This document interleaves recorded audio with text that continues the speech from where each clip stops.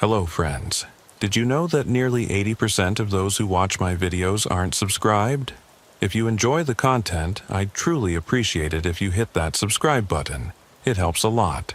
Also, don't forget to leave a like and share your thoughts in the comments. Your interaction not only supports the channel's growth, but also helps these stories reach more people. Thank you all for being here. By the way, where are you watching from? Let me know in the comments.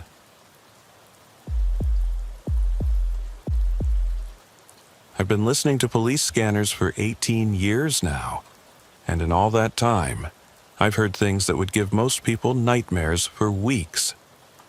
It started back when I was 21, fresh out of college with a criminal justice degree and idealistic notions about making the world a better place. I thought listening to real police work would teach me more than any textbook ever could about law enforcement and human nature. What I didn't expect was how addictive it would become, how it would consume my evenings and weekends, or how it would eventually lead me to discover something that still keeps me awake at night. Something that made me question everything I thought I knew about life, death, and the thin boundary between them. Most scanner enthusiasts will tell you the same thing about this hobby. Once you start listening, you absolutely cannot stop. There's something almost hypnotic, almost narcotic about sitting in your living room late at night, headphones clamped over your ears, listening to the voices crackling through layers of static as officers deal with everything from routine traffic stops to domestic disputes to break-ins to fatal accidents. You learn the rhythms of the night shift, the call signs that become as familiar as your own name, the personalities behind the badge numbers and unit designations.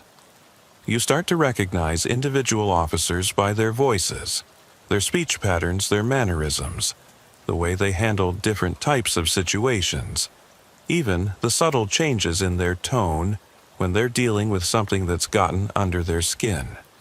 In my city of Millbrook, Michigan, a mid-sized community about 40 minutes northwest of Detroit, dispatcher Sarah Martinez has been working the overnight shift for nearly 9 years. Her voice is calm and professional no matter what kind of chaos is unfolding across the airwaves. House fires, domestic violence calls, armed robberies, fatal car accidents. Nothing seems to rattle her. She speaks with the kind of steady competence that only comes from years of being the voice that officers depend on when their world is falling apart around them.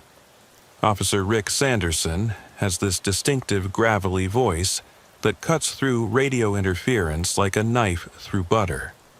He's a 23-year veteran who's seen everything this job has to offer and handles each call with the kind of weary, methodical competence that comes from having witnessed the full spectrum of human behavior, from the sublime to the absolutely horrific. There's Officer Danny Martinez, no relation to the dispatcher, who's been on the force for 15 years and has this habit of whistling softly when he's walking back to his patrol car after completing a call. Officer Nancy Walsh, one of only 3 female patrol officers in the department, who has this way of talking to upset civilians that can calm down even the most agitated domestic violence victim or hysterical witness to a crime. And then there's Officer Billy Crawford. Crawford is younger than the others, probably in his late 20s, and even after 5 years on the force, you can still hear something in his voice that the others have lost. A genuine belief that he's making a difference out there, that police work is more than just a job, that every call matters. Every person deserves to be treated with dignity and respect regardless of their circumstances. He's the kind of cop who still takes every call seriously, who treats elderly complainants with patience and kindness, who goes out of his way to explain procedures to confused citizens, who actually seems to care about the people he serves. These voices have become the soundtrack to my evenings for nearly 2 decades. I know their speech patterns, their standard responses, their individual quirks and preferences. I know that Rick Sanderson always says 10-4, copy that, when acknowledging dispatch instructions, while Billy Crawford just says copy or understood. I know that Nancy Walsh has this slight accent that becomes more pronounced when she's dealing with something stressful. I know that Danny Martinez has a tendency to clear his throat before making important radio transmissions, especially when he's about to request backup or report something serious. Which is why what happened on that Tuesday night in November was so deeply disturbing, so fundamentally wrong in ways that I still struggle to articulate. Because when you've been listening to the same voices for years, when you know their patterns and personalities as well as you know your own family members, you notice immediately when something is off, when something doesn't fit the established rhythm, when someone is behaving in a way that's completely out of character. The call came through at exactly 11:47 p.m. on November 15th. I remember the precise timestamp because I had been recording everything that night, studying for a private investigator certification exam while using the scanner as a background noise. The familiar chatter of police radio serving as a kind of white noise that helped me concentrate on the material I was trying to memorize. I was sitting at my kitchen table, surrounded by textbooks on surveillance techniques and evidence collection, when Sarah Martinez's voice cut through the static with the kind of routine call that normally wouldn't have caught my attention. Unit 247, we have a welfare check request at 1247 Oakmont Drive in the Willowbrook subdivision, reported by concerned neighbor. Caller states elderly female neighbor hasn't been seen in 3 days. Newspapers piling up on front porch. No response to repeated door knocking or telephone calls. Neighbor attempted contact multiple times over past 72 hours with no success. Welfare checks are absolutely routine in police work. The kind of call that officers handle multiple times per week without giving them much thought. Family members get worried when they can't reach an elderly relative.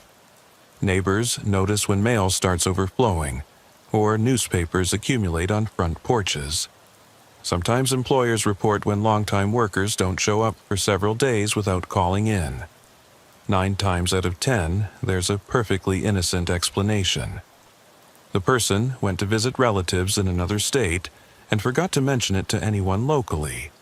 They're sick in bed with the flu and too weak to get to the door. Their phone service got disconnected due to a billing error, or they're simply sleeping more heavily due to new medication and not hearing the doorbell. It's usually nothing more serious than a miscommunication or a minor medical issue.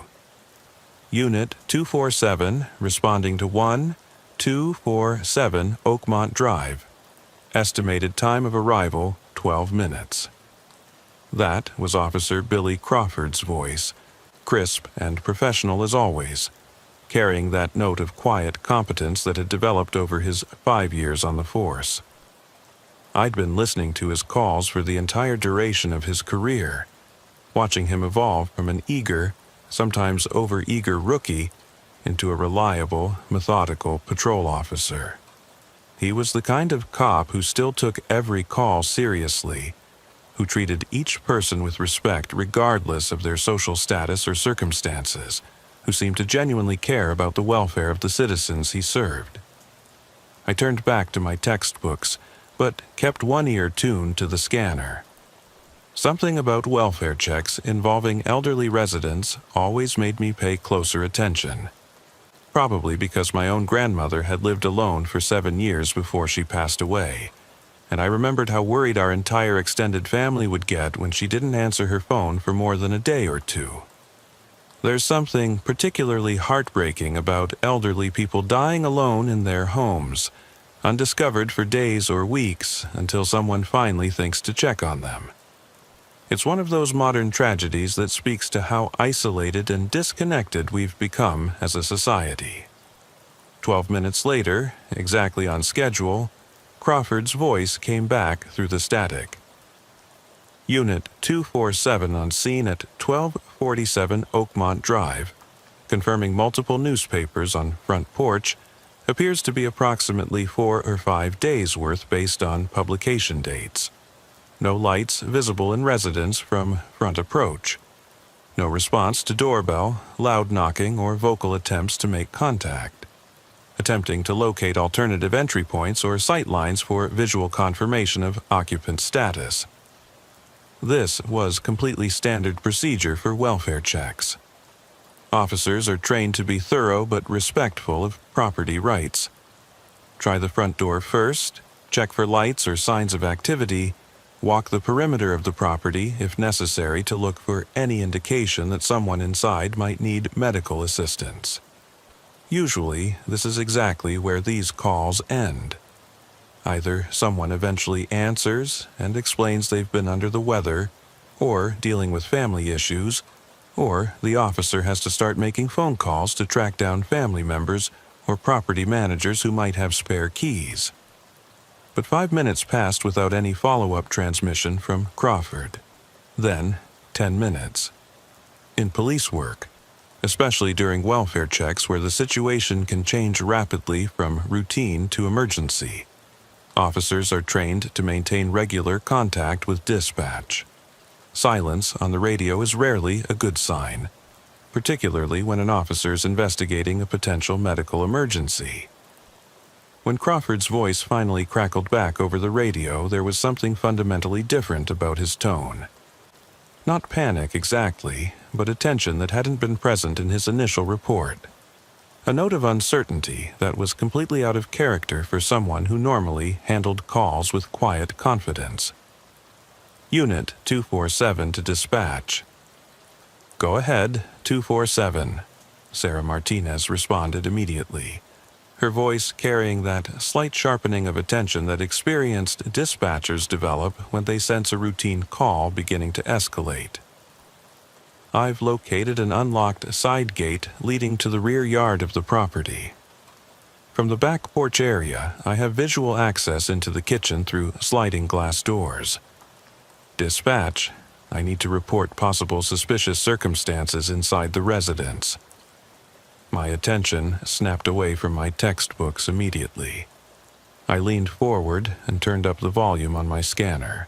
Suspicious circumstances during a welfare check usually meant one of two things: either a medical emergency that required immediate intervention, or something much worse.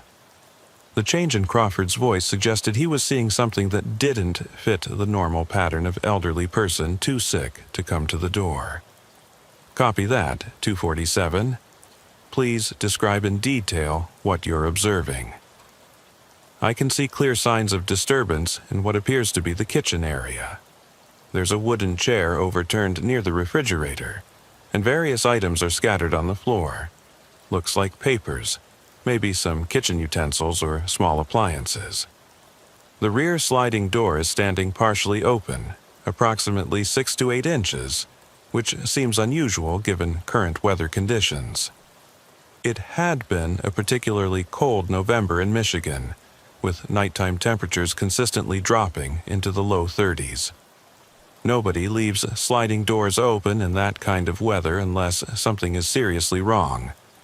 Either they're too incapacitated to close the door, or they left in a hurry under circumstances that didn't allow them to secure their home properly. Unit 247, do you require backup for entry and investigation? Negative for now. Dispatch? I'm going to attempt to get a clearer visual assessment through the open door. Property appears secure from external examination. No obvious signs of forced entry from the front or side approaches to the residence. This is where welfare checks can become legally and procedurally complicated. Officers have the authority to enter a residence without a warrant if they have reasonable cause to believe someone inside needs immediate medical assistance. But they also have to be extremely careful not to violate Fourth Amendment protections against unreasonable search and seizure. It's a delicate balance between helping someone who might be dying alone and respecting constitutional rights to privacy and property. Unit 247. Be advised I'm dispatching Unit 156 for backup assistance. Estimated time of arrival, 15 minutes. Copy. Dispatch. Moving to rear of property for closer visual assessment. Through my scanner, I could hear Crawford's footsteps in the background of his transmission. The distinctive crunch of dead leaves and gravel that comes with late autumn in Michigan. November is when everything starts dying, when trees drop their leaves in thick, rustling carpets that make it impossible to walk quietly. When the constant sound of footsteps on decaying vegetation serves as a reminder that winter is approaching, and the natural world is preparing for its annual death and dormancy. Dispatch. I have a clear sight line into the residence through the partially open sliding door. I can see into what appears to be a living room area beyond the kitchen. There are definite signs of furniture disturbance. I can observe what looks like a coffee table that's been overturned, and there appear to be various objects on the floor that should normally be arranged on surfaces. Sarah Martinez's voice came back immediately, carrying the kind of controlled urgency that veteran dispatchers use when they sense a situation escalating beyond routine parameters. Unit 247, maintain your current position and do not enter the residence until backup arrives. Continue observation and report any changes in the situation immediately. But Crawford was already moving closer to the house. You could hear it clearly in the background. His breathing had become slightly elevated, and there was the unmistakable sound of footsteps on what was probably a wooden deck or concrete patio. Dispatch, I'm detecting audio from inside the residence. Sounds like it might be a radio or television playing somewhere deeper in the house, possibly the living room area. Also becoming aware of a distinct odor that I can detect even from my current position outside the structure. Every experienced scanner listener knows that when a police officer mentions detecting an odor during a welfare check, it's usually not good news. It could indicate a gas leak that's rendered the occupant unconscious. Spoiled food suggesting someone has been incapacitated for an extended period. Or something much worse. The unmistakable smell of human decomposition that occurs when someone has died alone and remained undiscovered for days or weeks. 247. Can you characterize the nature of the odor you're detecting? There was a pause before Crawford responded, and when he did, his voice carried a note of grim certainty that made my skin crawl. Dispatch, based on my training and experience, I believe the odor is consistent with human decomposition. Requesting coroner response and detective unit for possible deceased person investigation. The smell is definitely organic in nature and suggests the presence of a body that's been deceased for several days. But here's where the call took a turn that still gives me chills whenever I think about it, where everything I thought I understood about routine police work was turned completely upside down. What happened next defied every protocol, every bit of training, every logical explanation I could think of. Unit 247, did you say you're hearing a radio or television playing inside the residence? There was a pause before Crawford responded, and when he did, his voice carried a note of confusion that was completely uncharacteristic for someone who normally handled calls with methodical confidence. Affirmative, dispatch. The audio appears to be coming from deeper in the house, possibly the living room or family room area. But now that I'm listening more carefully and paying closer attention to the specific characteristics of the sound, it doesn't quite match the pattern of radio or television programming. 247, please clarify what you mean. Dispatch? What I'm hearing sounds more like... It sounds like multiple people having a conversation. Like there are several individuals inside the residence engaged in normal social interaction. The radio went completely silent for what felt like an eternity, but was probably only 10 or 15 seconds. When Sarah Martinez came back on the air, her voice had taken on the sharp, focused edge she used for potentially dangerous situations, the tone that told every officer listening that something was seriously wrong. Unit 247, are you saying there are people inside the residence engaged in conversation? Negative, dispatch. I don't believe there are living people inside. The decomposition odor I'm detecting is definitely consistent with a deceased person, possibly deceased for several days based on the intensity. But I can clearly and distinctly hear what sounds like multiple voices engaged in normal conversation.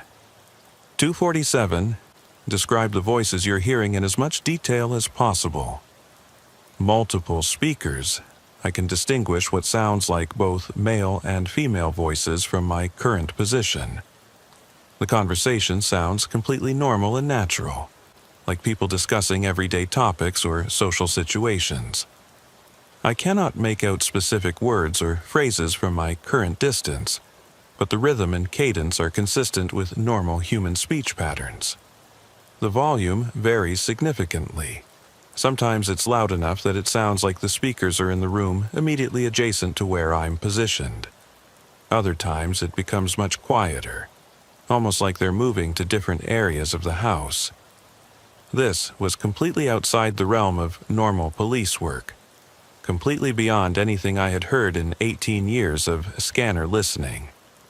I'd monitored officers dealing with everything from domestic violence to armed robberies to fatal accidents, but I'd never heard anything remotely like what Crawford was describing.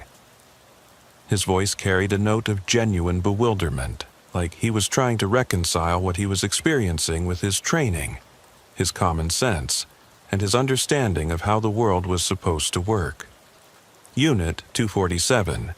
Backup is approximately 2 minutes out. You are ordered to maintain your current position and do not enter the residence until Officer Reeves arrives on scene. But Crawford wasn't listening to dispatch anymore. You could hear him moving again, his equipment jingling softly as he walked, the sound of his footsteps changing as he moved from gravel to what sounded like wooden decking. I'm just going to position myself for a better visual assessment through the sliding door.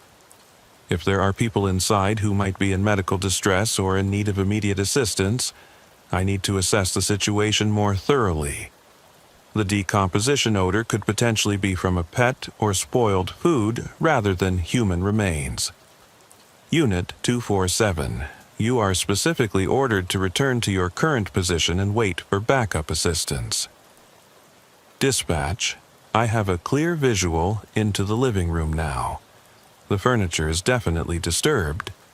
I can see multiple chairs overturned, papers and personal objects scattered across the floor, clear signs of some kind of struggle or significant disturbance. However, I still don't see any people, either living or deceased. But the voices are definitely coming from inside this room, and they're much clearer now. That's when the radio interference started. At first, it was just minor static, the kind of atmospheric interference you get during certain weather conditions that can affect radio transmission quality. But it deteriorated rapidly, quickly escalating into the kind of severe interference that makes communication nearly impossible. 247, you're breaking up badly. Repeat your last transmission. Crawford's voice came through in fragments, broken up by bursts of static so severe that it was difficult to understand what he was trying to communicate. Can see the entire living room area. No bodies visible, but the smell is definitely stronger from this position. Voices they're getting significantly louder, and I can almost make out. The static was so severe now that Sarah Martinez had to ask him to repeat himself multiple times, her voice beginning to carry the kind of stress that dispatchers develop when they lose contact with officers in potentially dangerous situations. Unit 247. Backup is arriving on scene now. Exit the residence immediately and return to your vehicle. Dispatch. Can't. The voices. They're talking about. They know. And then nothing. Complete radio silence for about 45 seconds, which is an absolute eternity in police communications.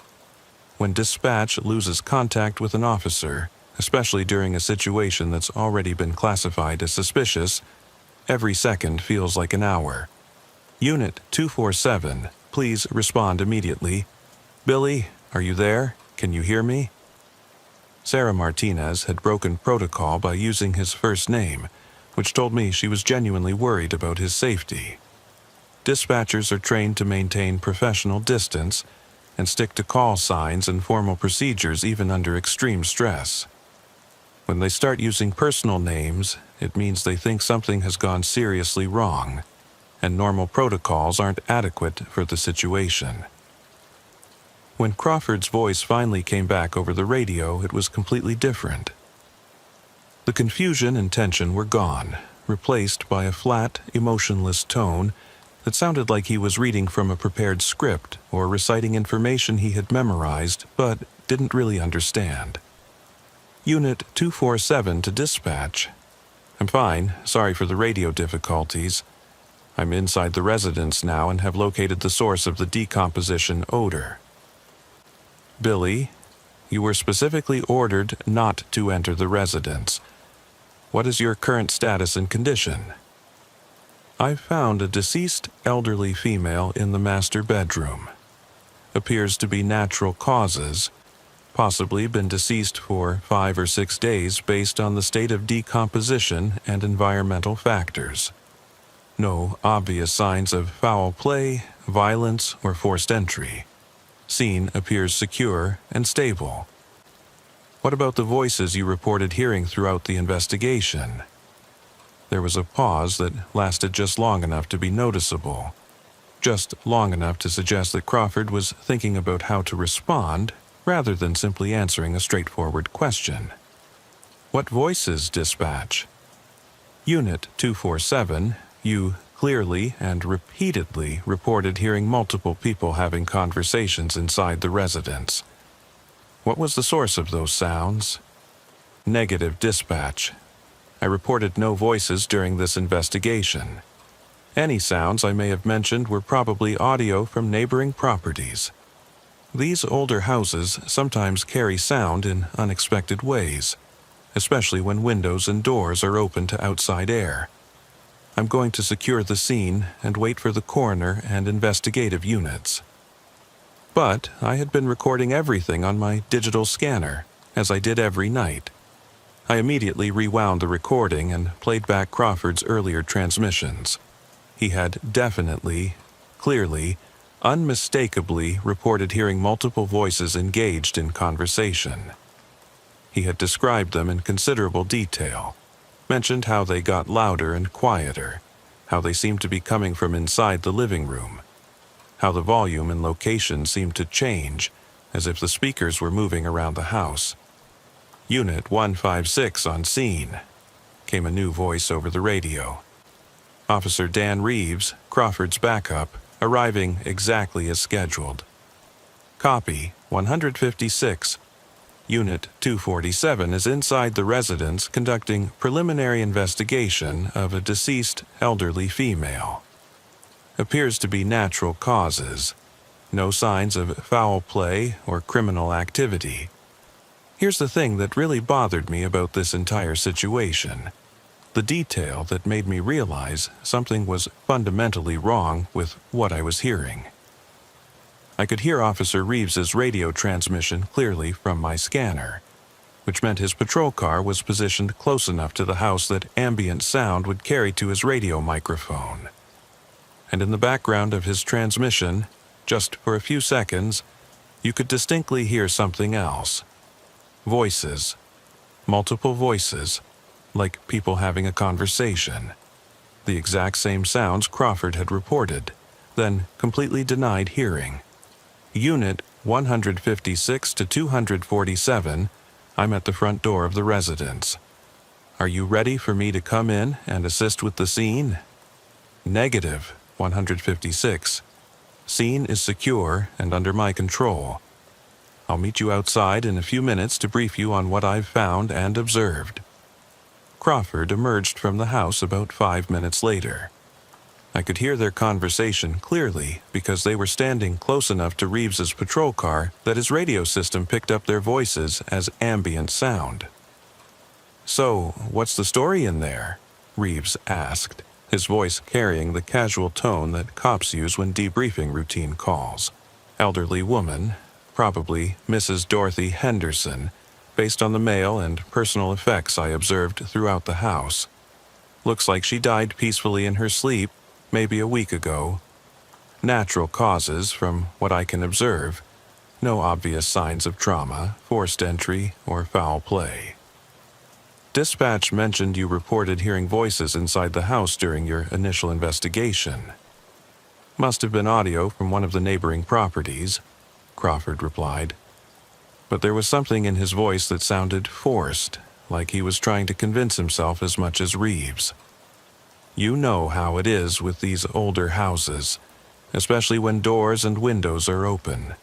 Sound carries in strange ways, bounces off surfaces, creates echoes that can be confusing. I thought I heard something initially, but it was probably just a television or radio from next door carrying through the air. But Reeves wasn't entirely convinced by the explanation. I could hear the skepticism in his voice when he responded. Billy, you sounded pretty shaken up on the radio earlier. More than just confused about some ambient noise. You sure everything's okay? You've been acting a little off lately, and some of the guys have been talking. Everything's fine, Dan. You know how these calls can get to you sometimes, especially the welfare checks. Finding elderly people who died alone, nobody checking on them for days or weeks, sometimes longer. Makes you think about your own grandparents, your own mortality, what it means to die alone and forgotten. Sometimes your mind plays tricks on you when you're dealing with that kind of emotional weight. They continued talking for another 10 or 15 minutes about securing the scene, contacting the coroner's office, notifying next of kin, arranging for the house to be locked up and secured until the investigation was complete. Standard post-incident procedure, nothing unusual or remarkable about any of it. Both officers cleared the scene around 1:30 a.m., leaving yellow crime scene tape across the front door and an official notice posted for the coroner's office. But that's nowhere near where this story ends. In fact, what happened next is the real reason I'm telling you about this case, because it opened my eyes to something that had been going on for years without anyone noticing the pattern. Something that made me question everything I thought I understood about life, death, and the boundaries between them. See, I live about 4 miles from Oakmont Drive, in a neighborhood called Cedar Heights that's similar in age and demographics but slightly newer construction. And I've always been a chronic insomniac and natural night owl, so I'm usually up until 3 or 4 in the morning anyway, reading or working on projects or just listening to scanner traffic. Around 2:15 a.m. that night, I made a decision that probably sounds morbid or ghoulish, but felt completely natural and reasonable at the time. I decided to drive by 1247 Oakmont Drive to see the location where this strange and unsettling call had occurred. When you listen to scanner traffic as intensively as I do, you start to feel emotionally connected to these places and events. You want to see where things happened, to make the voices and radio calls more real and tangible, to complete the picture of what you've been hearing through layers of static and electronic interference. It's not voyeuristic curiosity, exactly. It's more like wanting to understand the full context of what you've been experiencing secondhand, to connect the audio you've been monitoring with the physical reality where these events actually took place. 1247 Oakmont Drive turned out to be a modest, single-story ranch house in a neighborhood that had clearly been built sometime in the early to mid-1960s. Nothing particularly remarkable or distinctive about the architecture. Basic suburban construction, well-maintained but showing its age, small front yard with mature oak and maple trees that cast deep, complex shadows in the moonlight. Crawford's patrol car was long gone, of course, but I could see the yellow crime scene tape stretched across the front door and the official coroner's notice that had been posted on the front window. I parked across the street and just sat there for several minutes, looking at the house and thinking about Mrs. Dorothy Henderson. trying to imagine what her last days must have been like, alone in that house, possibly knowing she was dying but unable to call for help or contact anyone who might assist her. It's one of the aspects of welfare checks that always affects me deeply. By the time we find them, it's always too late to actually help the person who needed assistance. That's when I heard them. Voices. Multiple voices, coming from inside the house. At first, I thought I must be imagining things, or maybe it was audio from one of the neighboring houses. Sound does carry strangely at night, especially in these older neighborhoods where the houses are built relatively close together, and audio can bounce off surfaces in unexpected ways, creating echoes and distortions that can be confusing. But the more I listened, the more certain I became that the voices were definitely coming from 1247 Oakmont Drive, from inside the house where Mrs. Henderson had been found dead just a few hours earlier. I rolled down all 4 windows of my car to hear more clearly, straining to make sense of what I was experiencing. There were definitely multiple voices, and they sounded exactly like people having completely normal conversations.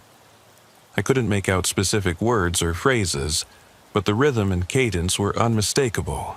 Someone speaking, then another voice responding, occasional laughter, the natural flow and interaction of human social conversation. Laughter, coming from a house where an elderly woman had died alone and remained undiscovered for nearly a week. I sat there for maybe 25 minutes, listening to these impossible voices, trying to convince myself there was a rational explanation. Maybe the neighbors really did have their television turned up loud enough to carry through the walls. Maybe there was some kind of electronic device or security system in the house that was still running, playing back recorded conversations or pre-programmed audio. Maybe my mind was playing tricks on me after listening to Crawford's bizarre radio transmissions and letting my imagination run wild. But deep down, in a part of my mind that I didn't want to acknowledge, I knew what I was hearing was real, and it was definitely coming from inside that house. I pulled out my cell phone and called the non-emergency police dispatch number. County Dispatch, this is Sarah. Hi, this is Mike Thompson.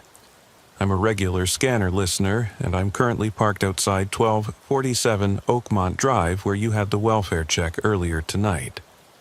I think there might be people inside the house. Sir, that residence has been secured as a crime scene pending coroner investigation. There should not be anyone inside except the deceased, and she's been there for several days. I understand that, ma'am, but I can definitely hear voices coming from inside the house. Multiple people talking, like they're having normal conversations. There was a pause while Sarah processed this information. I could hear her typing on her computer, probably pulling up the incident report to refresh her memory about the details. Can you describe what you're hearing, more specifically? It sounds like maybe 3 or 4 people having regular discussions. I can't make out individual words or understand what they're talking about, but it's definitely human voices, definitely coming from inside that house. The conversations sound normal and natural, like people just talking about everyday things. We'll send a unit to check it out immediately. Please remain in your vehicle until the officer arrives, and do not approach the house or attempt to make contact with anyone inside under any circumstances. Unit 156, Officer Dan Reeves, was back on scene within 8 minutes. I watched him get out of his patrol car and approach the house methodically, flashlight in hand, carefully checking the perimeter to make sure all the doors and windows were still secured exactly the way Crawford had left them after completing his investigation. Then he walked over to my car, and I could see he was taking this report seriously, rather than dismissing it as the imagination of an over-enthusiastic scanner listener.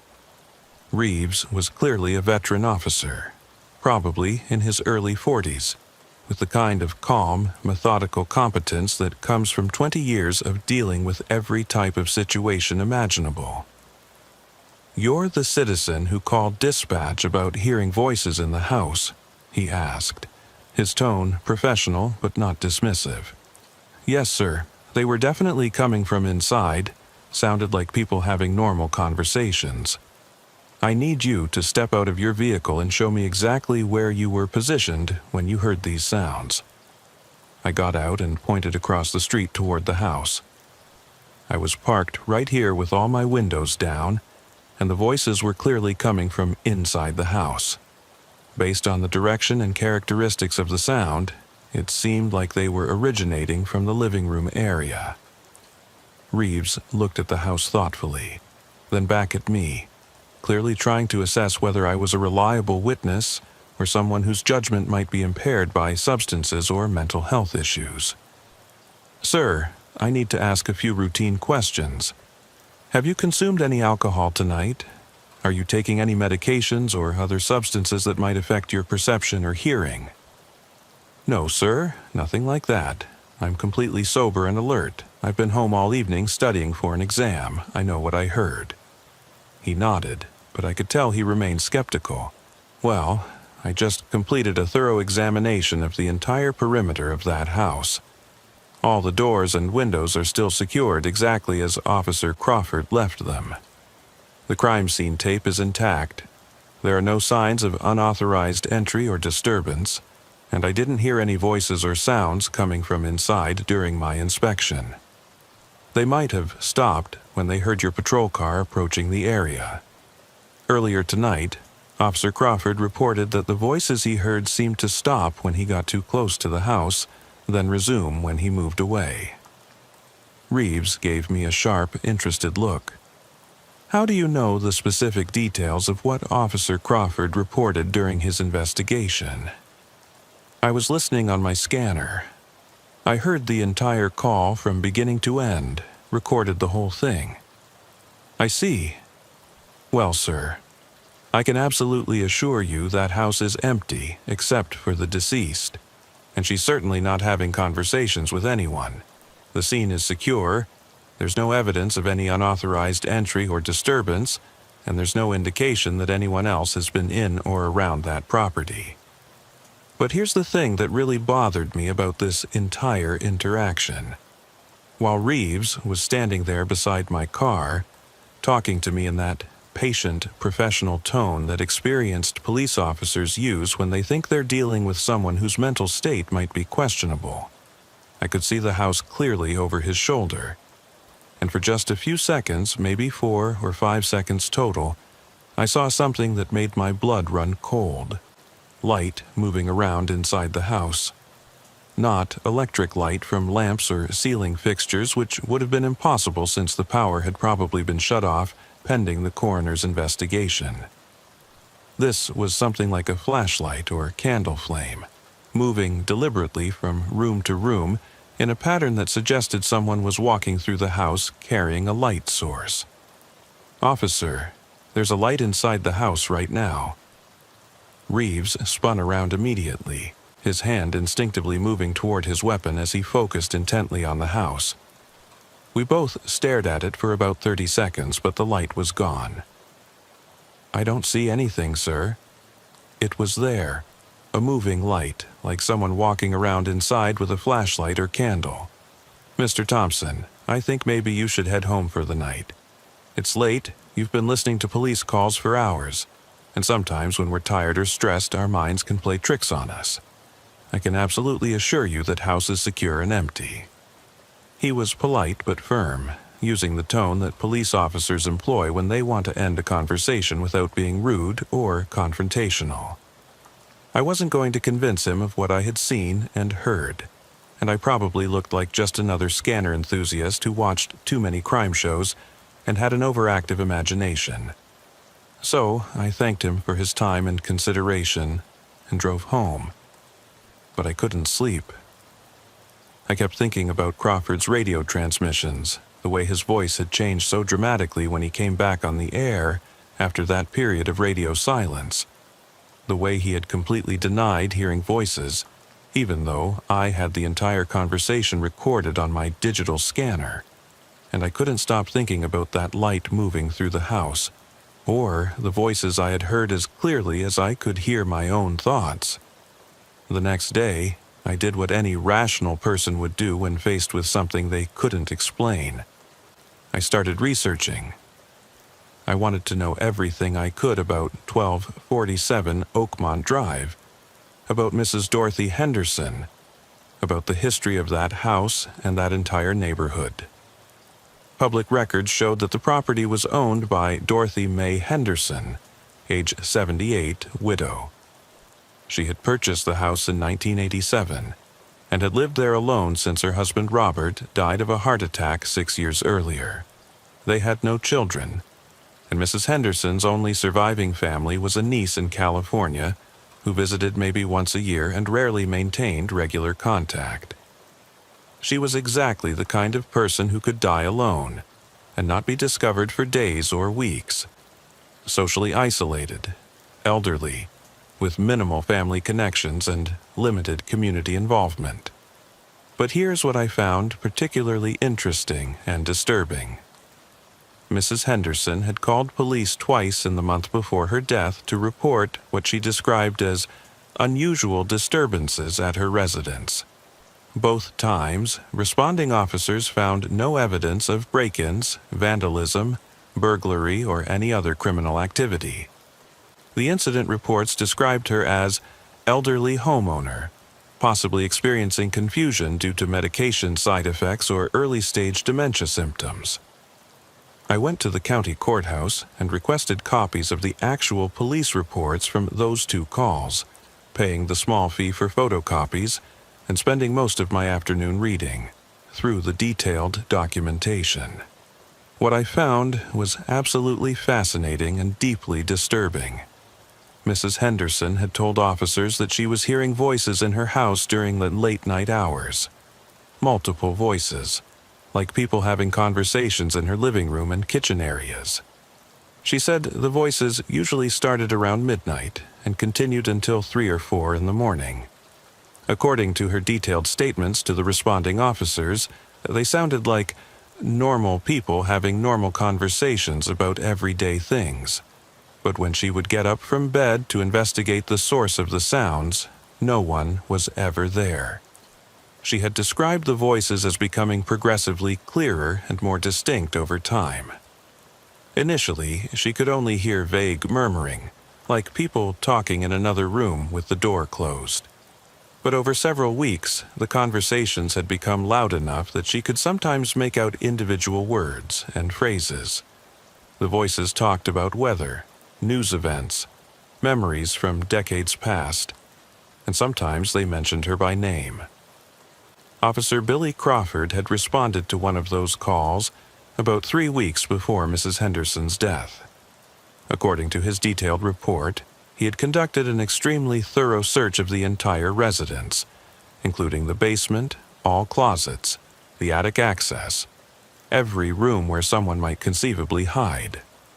He found absolutely no evidence of intruders, no signs of forced entry, no indication that anyone else had been in the house recently. He noted that Mrs. Henderson seemed confused and possibly suffering from auditory hallucinations related to social isolation and advancing age. But here's the detail that caught my attention and made my skin crawl.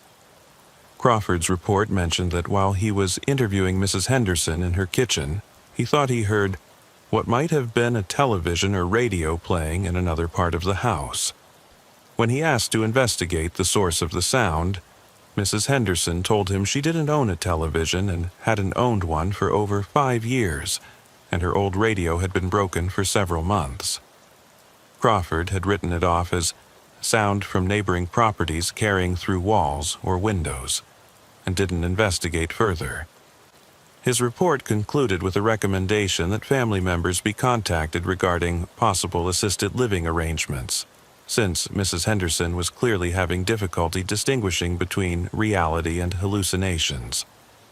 But now, having heard the same voices myself, I was beginning to wonder if Mrs. Henderson had been hallucinating at all. The second police report was even more intriguing. Mrs. Henderson had called again 2 weeks later, this time reporting that the voices were not only louder and clearer, but they were talking directly about her. They discussed her daily routines, her deceased husband, her lack of contact with family members, even specific details about her health problems and medications. The responding officer, Danny Martinez, had found the house empty except for Mrs. Henderson, but his report included a note that while he was interviewing her, he had heard unclear audio that might have been a television or radio from a neighboring property. When pressed for details, Martinez admitted he couldn't identify the specific source of the sound, and Mrs. Henderson insisted she had no electronic devices that could produce such audio. 2 different officers, 3 weeks apart, both hearing unexplained sounds while investigating Mrs. Henderson's reports of voices in her house. I couldn't get this case out of my mind.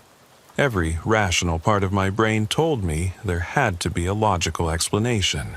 Old houses make strange noises. Sound carries in unexpected ways through walls and air ducts. Stress and fatigue can cause people to misinterpret normal environmental sounds as voices. But I had heard what I had heard, and I had seen that light moving through the house. So I did something I'd never done before in 18 years of scanner listening. I started actively investigating, rather than just passively monitoring. Instead of simply listening to police calls from the comfort of my living room, I began driving by 1247 Oakmont Drive every few nights to see if anything unusual was happening. Mrs. Henderson's body had been removed within 48 hours of discovery, and the house was being prepared for estate sale by her niece in California. During daylight hours, there was normal activity, cleaning crews removing personal belongings and disposing of items that couldn't be donated or sold, real estate agents showing the property to potential buyers, contractors making minor repairs to address issues that might affect the sale price. Nothing strange or unusual about any of that. But at night, especially after midnight, things were fundamentally different. The first time I noticed the pattern was about a week after the initial welfare check. I parked in my usual spot across the street around 12:30 a.m. and settled in to watch and listen. The house was dark and obviously empty, but around 1 a.m. I started hearing them again. Voices, multiple people having what sounded like completely normal, everyday conversations. This time, I was prepared. I had my phone set to record video, and I had brought a small digital audio recorder to capture any sounds I might hear. I got out of my car and walked closer to the house, trying to determine exactly where the voices were coming from and whether I could understand any specific words or phrases. They were definitely originating from inside the house, specifically from the living room area where Crawford had found the overturned furniture during his initial investigation. The conversation sounded natural and relaxed, like people discussing their day, making plans for the weekend, sharing stories about mutual friends or family members, but I couldn't make out specific words no matter how close I got to the house. I walked up to the front window and peered through the glass, using my phone's flashlight to illuminate the interior. The room was dark, but in the ambient light from street lamps and my phone, I could see that the furniture had been put back in its proper place since the initial investigation. The couch was positioned against the wall where it belonged. The coffee table was centered in front of it. Chairs were arranged normally around the room, but I could still hear the voices, and they were definitely coming from that exact room. I pressed my ear to the window glass, trying to make out individual words or phrases. That's when something truly unsettling happened. The voices stopped. Not gradually, not like people finishing their conversations and moving on to other topics. They just stopped all at once like someone had turned off a radio or television. I waited there for maybe 5 minutes, ear pressed against the cold glass, but the voices didn't resume. So I walked back to my car, and as soon as I got about 50 feet away from the house, I heard them start again. This pattern continued for the next hour and a half. Voices when I was at a distance, complete silence when I approached the house too closely. Like whatever was causing the sounds was aware of my presence and didn't want to be observed directly. I came back 3 more times over the next 2 weeks, always between midnight and 3 a.m., always following the same routine. Every single time, the exact same thing happened. Voices from inside the empty house, stopping abruptly when I got too close, resuming when I moved away to a safer distance. But the last time I went there, something was fundamentally different. Something that changed my understanding of what was happening and made me realize this was far more serious than I had initially believed. It was a Friday night, about 3 weeks after Mrs. Henderson's death. The house was scheduled to go on the market the following Monday, so this would probably be my last opportunity to investigate before new owners moved in, and I lost access to whatever phenomenon was occurring there. I parked in my usual spot around 12:45 a.m. and prepared to wait for the voices to start. Right on schedule, around 1:15 a.m., I began hearing the familiar sound of multiple conversations coming from inside the house. But this time, they were much louder than they had been during previous visits. And for the first time since this whole investigation started, I could actually make out some of the words being spoken. The conversations seemed to be about Mrs. Henderson herself. I heard her name mentioned several times, along with references to how long she had lived in the house, how she had died, how sad it was that no one had found her for so long. The voices sounded sympathetic and caring, like close friends or family members discussing someone they had known and loved. I grabbed my phone and started recording as I approached the house. Unlike previous visits, the voices continued even as I got closer to the building. I walked right up to the living room window and pressed my ear to the glass, and for the first time, I could hear distinct words and complete sentences. She was a good woman, Dorothy was. Didn't deserve to die alone like that. None of us deserved it, but it happens. Always happens eventually. The new people will be here soon. I heard it's going to be a young couple. They always start young, but they age fast in these houses. Been waiting so long for new neighbors. Dorothy was kind, though, never complained about the sounds we make. Not like some of the others. Remember Frank Morrison? Always shouting at us to be quiet. Frank learned to appreciate the company eventually. They all do.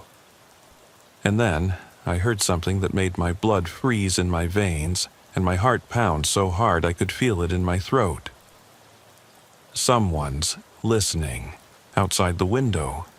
He's been coming here for weeks, watching us, recording us. The voices had noticed me.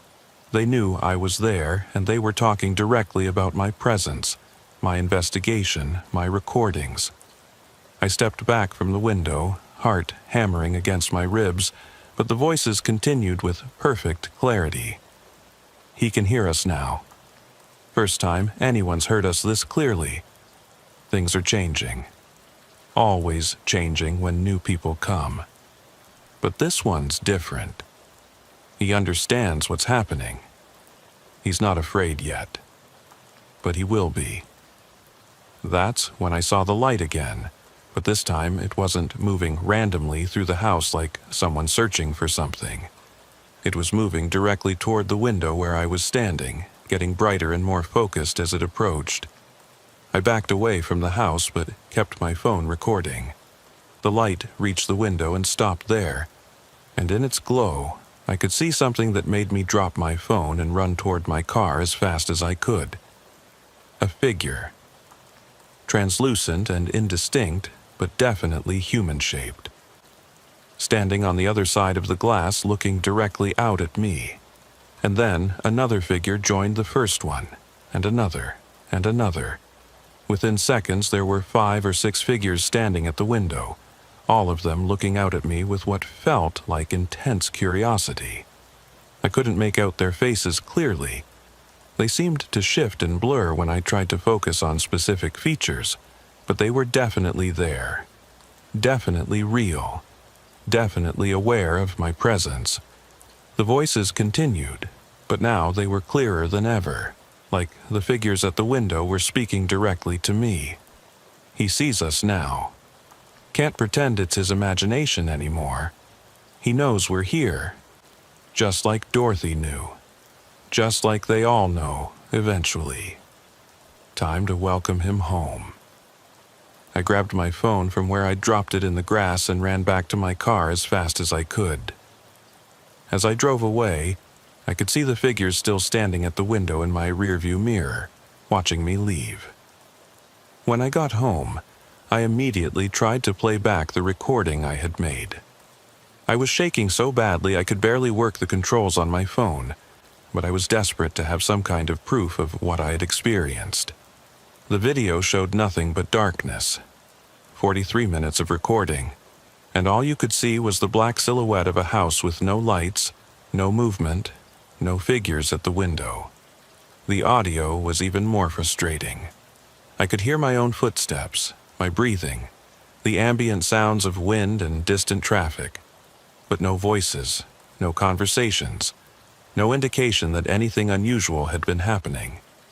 Either my phone had experienced some kind of technical malfunction at exactly the wrong moment, or whatever was in that house had the ability to avoid being recorded by electronic devices. Given everything else I had experienced, I was starting to lean toward the latter explanation. I tried to put the whole thing behind me after that night. I told myself that the stress of listening to police scanners for so many years had finally gotten to me, that maybe I was starting to experience auditory and visual hallucinations brought on by sleep deprivation and too much caffeine. Maybe Officer Reeves had been right when he suggested that fatigue and stress can make your mind play tricks on you. But 3 days later, I was listening to my scanner when a call came through that made my skin crawl and my hands go numb. Unit 158, we have a welfare check request at 2156 Maple Street in the Brookside neighborhood. Caller reports elderly neighbor hasn't been seen in 2 days. Mail piling up in mailbox. No response to door knocking or telephone calls. Different address, different neighborhood, different officer responding. But something about the call felt uncomfortably familiar. The timing, the circumstances, the almost identical wording of the complaint. Unit 158 responding to 2156 Maple Street, ETA 8 minutes. I had never heard Officer Martinez's voice before, but he sounded competent and professional.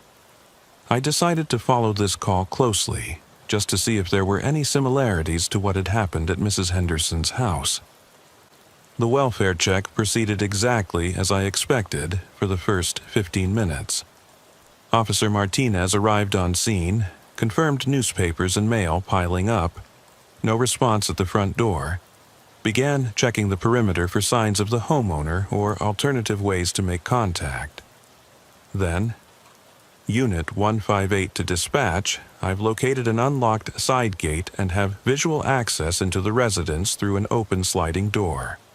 There appears to be disturbed furniture inside the kitchen area. My hands went cold. The exact same scenario as Crawford's call. Copy 158. Describe what you're observing. Kitchen area shows signs of disturbance. Wooden chair overturned. Various items scattered on the floor, including papers and what appears to be kitchen utensils. The sliding door is standing open despite current weather conditions. I'm detecting an odor that's consistent with possible human decomposition. Unit 158, backup is en route. Do not enter the residence until assistance arrives. But then came the transmission that confirmed my worst fears. Dispatch. I'm hearing sounds from inside the residence, multiple voices, like people having a conversation. My scanner nearly slipped from my hands. It was happening again. Exactly the same pattern. 158. Describe the voices you're hearing. It sounds like normal conversation, multiple speakers, but I can't make out specific words from my current position outside the structure. The volume keeps changing, sometimes loud, sometimes quieter. And dispatch. The voices stopped when I approached the door, then resumed when I moved back. Unit 158, maintain your position and wait for backup. Copy, but the voices have resumed and they seem to be coming from the living room area beyond the kitchen. It's like there are several people inside having a normal discussion about everyday topics. Officer Martinez, a 12-year veteran with an exemplary record who had never shown any signs of confusion, stress, or poor judgment, entered the house despite specific orders to wait for backup. Unit 158 to dispatch. I'm inside the residence. I've located a deceased elderly male in the master bedroom. Appears to be natural causes. Maybe been here for 4 or 5 days, based on the state of decomposition and environmental factors. What about the voices you reported hearing throughout your investigation? The same pause I had heard in Crawford's transmission. The same moment of confusion or realization. What voices, dispatch? 158, you clearly reported hearing multiple people having conversations inside the residence. Negative, dispatch.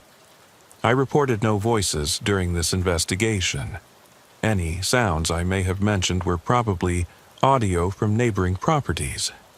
You know how these older houses can carry sound in unexpected ways. I'm going to secure the scene for the coroner and investigative units.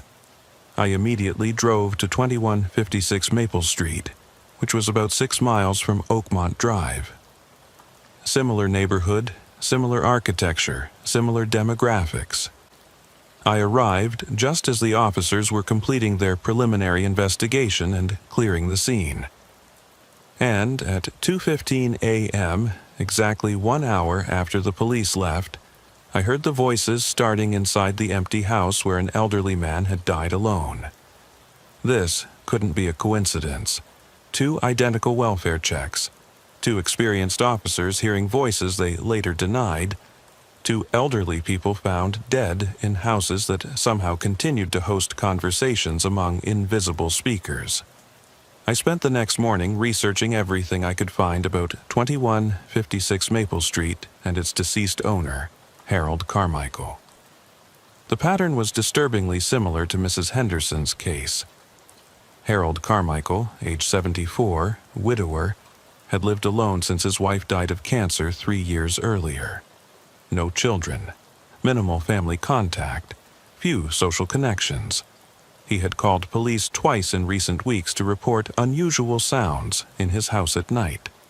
Specifically, voices having conversations in his living room when no one else was present.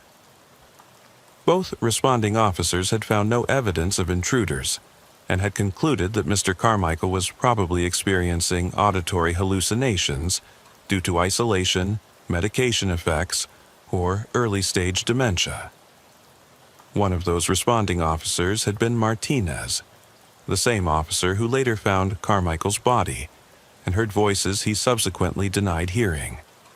I started monitoring all welfare checks in our county, looking for similar patterns. What I discovered over the next month was deeply disturbing and suggested something far more widespread than just 2 isolated incidents.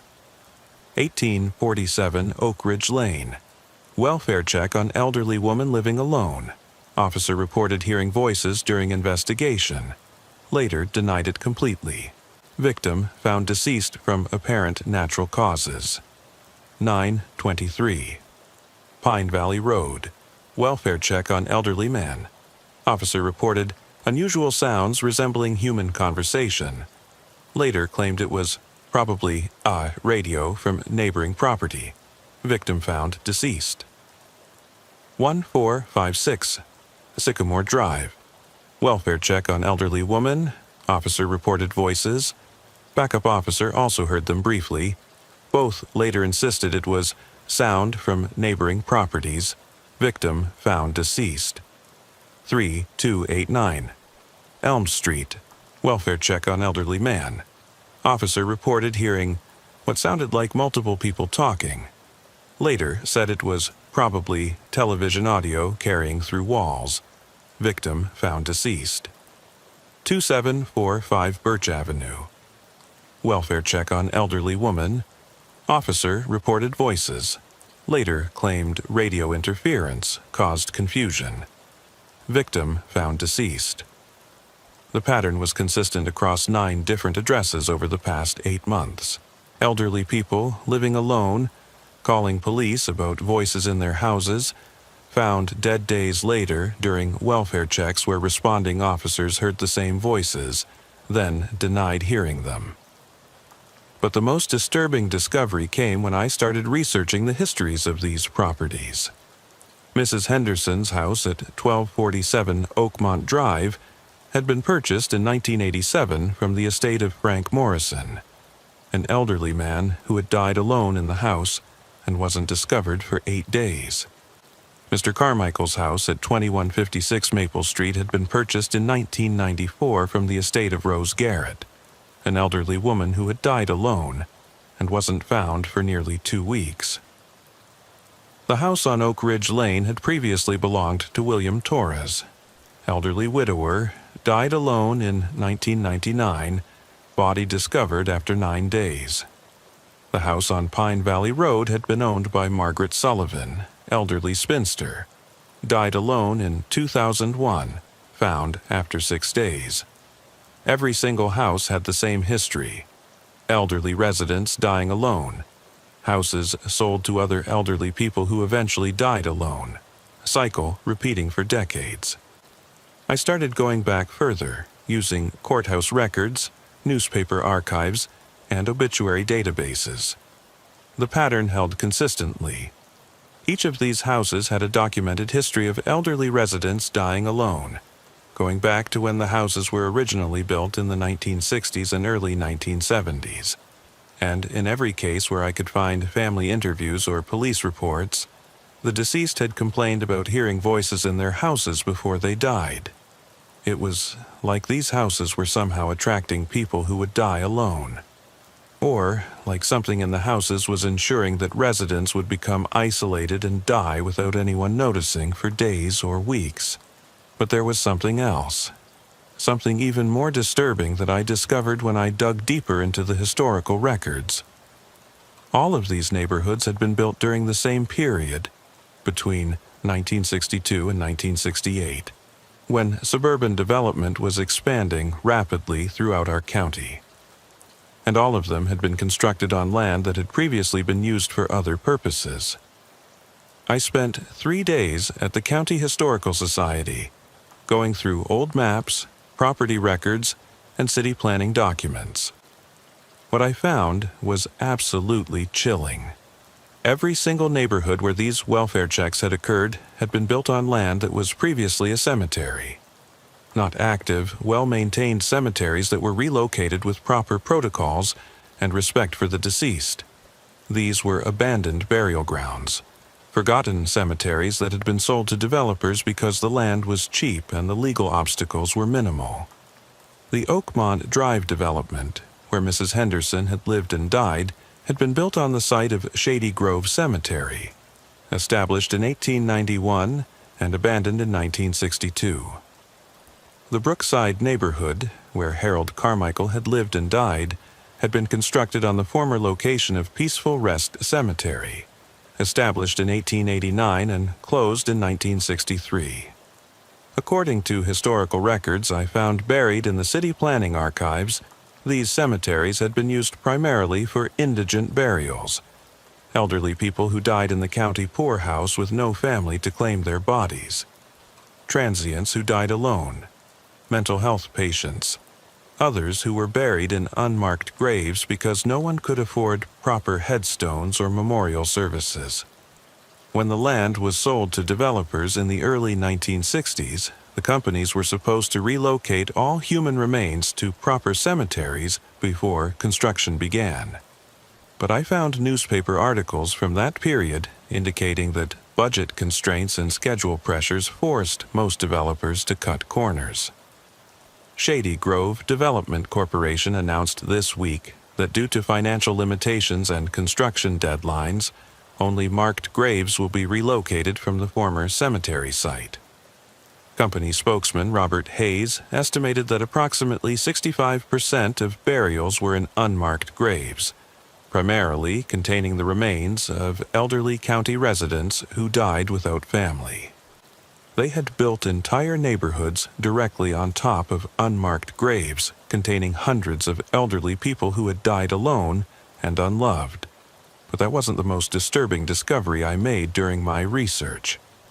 I found records indicating that similar developments had been built on former cemetery sites throughout the county during the same period. The 1960s had been a time of rapid suburban expansion, and developers had specifically targeted abandoned cemeteries because the land was cheap, centrally located, and the legal obstacles were minimal since most of the graves were unmarked and unclaimed. At least 15 different neighborhoods in our county had been built on former burial grounds, almost all of them containing unmarked graves of elderly people who had died alone in county institutions. And when I cross-referenced those locations with the addresses of recent welfare checks involving elderly residents, the correlation was undeniable and terrifying.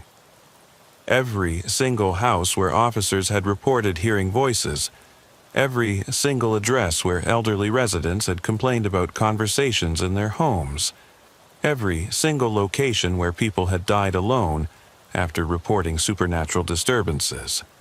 All of them were built on former cemetery sites. The dead were still there, buried under the foundations of houses, and somehow they were influencing the living, drawing elderly, isolated people to live in those houses, then gradually wearing them down until they died alone and joined the community of spirits that already existed there. It was a cycle that had been repeating for decades, and it was getting stronger with each iteration. When I tried to take this information to the police, they wouldn't listen to me. I called the non-emergency line and asked to speak to a detective about a pattern I had noticed in several recent deaths. The detective I spoke with was polite, but completely dismissive. "Sir, elderly people living alone sometimes experience auditory hallucinations due to medication interactions, social isolation, or early-stage dementia. This is well documented in medical and psychiatric literature. As for the officers hearing sounds during welfare checks, old houses make a lot of noise, and audio can carry from neighboring properties in unexpected ways. But these houses all have the same history. Decades of elderly people dying alone, all of them reporting voices before they died. And they're all built on former cemetery sites. Sir, that's purely coincidental. Elderly people die alone more often than anyone would like, but that's unfortunately common in our society. There's no supernatural explanation for normal, tragic circumstances. And the fact that some neighborhoods were built on former cemetery sites is irrelevant. Proper relocation procedures were followed according to city records. I tried approaching individual officers, including Crawford and Martinez, but got the same response. Everyone I talked to had a rational explanation.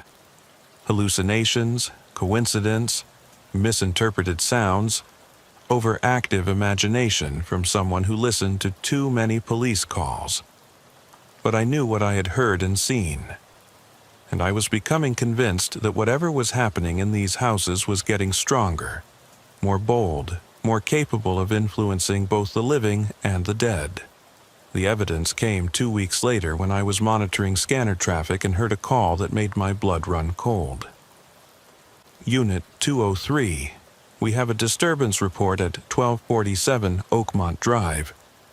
Real estate agent reports that potential buyers heard voices coming from inside the house during a showing yesterday afternoon. Agent is requesting police response to ensure the property is secure. My hands started shaking. Mrs. Henderson's house had been sold 3 months earlier to a retired couple from out of state.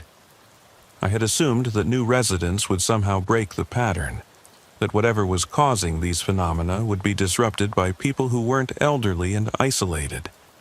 Unit 203, responding to 1247 Oakmont Drive. I immediately grabbed my keys and drove to Oakmont Drive as fast as I could without breaking traffic laws. When I arrived, I recognized the patrol car in the driveway. It belonged to Officer Billy Crawford, the same officer who had found Mrs. Henderson's body and heard voices he later denied hearing. I parked across the street and watched as Crawford spent about 20 minutes inside the house, then emerged to talk with an elderly couple who were standing in the driveway looking upset and frightened. The couple appeared to be in their 70s, and their body language suggested they were genuinely disturbed by something that had happened. After Crawford left, I walked up to the couple as they stood beside their car, clearly debating whether to go back inside their house or drive away to stay somewhere else for the night. "Excuse me," I said, trying to sound casual and neighborly rather than intrusive. "I'm Mike Thompson. I live over on Cedar Lane, just a few streets from here." I couldn't help but notice the police car. "I hope everything's okay." The woman looked at me suspiciously at first, clearly wondering who I was and why I was asking about their personal business. But when I mentioned that I lived nearby, she seemed to relax slightly. "Oh, you're from the neighborhood. I'm Margaret Peterson, and this is my husband Harold. We bought this house 3 months ago, but we're having some very unusual problems." "What kind of problems, if you don't mind me asking?" Harold stepped closer, glancing around nervously before speaking in a lowered voice. "Well, it's the strangest thing. Every night around midnight, we hear people talking in our living room. Sounds like a normal social gathering, like we have guests over for a party or something. But when you go to check, nobody there," Margaret finished. "We thought maybe it was the neighbors at first, sound carrying through the walls or something. But we've checked with everyone on the street, and the audio is definitely coming from inside our house. Have you called the police before about this?" "4 times now," Harold said, his voice carrying a note of frustration and exhaustion. "Each time they come out, walk through the entire house, don't find anything wrong, and tell us it's probably just the house settling or sound from other properties. But we know what we're hearing, and it's getting worse." "What did the officer who just left tell you?" Margaret's expression darkened. "Same thing as always. Said we were probably just hearing things, maybe needed to have our hearing checked or see a doctor about possible medication side effects. Very condescending, made us feel like we were crazy old people imagining things. But here's what really concerns us," Harold said, lowering his voice even further and looking around to make sure no one else could overhear. "Yesterday, we had those potential buyers touring the house with their real estate agent. Nice young couple in their early 30s, looking to start a family and settle down. They were in the living room examining the hardwood floors when, clear as day, we all heard voices. Multiple people having a conversation, coming from the walls themselves. What happened then? The couple left immediately," Margaret said. "Wouldn't even finish the tour, wouldn't listen to explanations. Their agent was embarrassed and upset. Kept trying to explain it away as plumbing noises or electrical issues, but they were genuinely spooked. That's when the agent called the police, thinking maybe there were squatters or intruders hiding somewhere in the house that we didn't know about. And Officer Crawford searched the entire house. Top to bottom," Harold confirmed. "Basement, attic, every closet and storage area. Used his flashlight to check places we'd never even looked. Didn't find so much as evidence that anyone else had ever been in this house." The phrase he used, "getting worse," sent a chill down my spine. "What do you mean when you say it's getting worse?" Margaret and Harold exchanged a meaningful look, the kind of glance that passes between married couples who have discussed something privately and reached the same disturbing conclusion. When we first moved in 3 months ago, we could barely hear them, Margaret said. Just faint murmuring, like people talking in another room with the door closed. We actually thought it was kind of comforting at first, like the house felt lived in and welcoming. But over the past few weeks, they've gotten much louder and clearer, Harold continued. Now, it's like they're sitting right there in the room with us. And there's something else that's really disturbing. What's that? They're talking about us, Margaret said, her voice dropping to almost a whisper. They mention our names, discuss things we do during the day, comment on our daily routines and habits.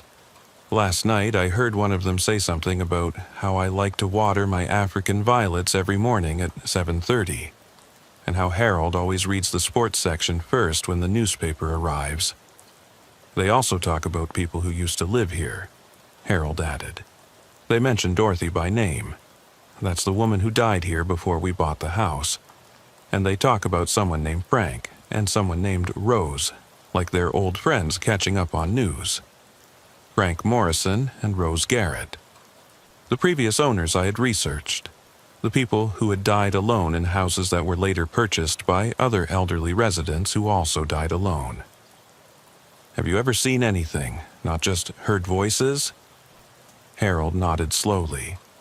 Sometimes at night, when the voices are particularly active, I see shadows moving in the living room. Just out of the corner of my eye, when I look directly, there's nothing there. But the movement is definitely happening. And the temperature changes, Margaret added. The living room gets noticeably cold when the voices start. Not the whole house, just that one room.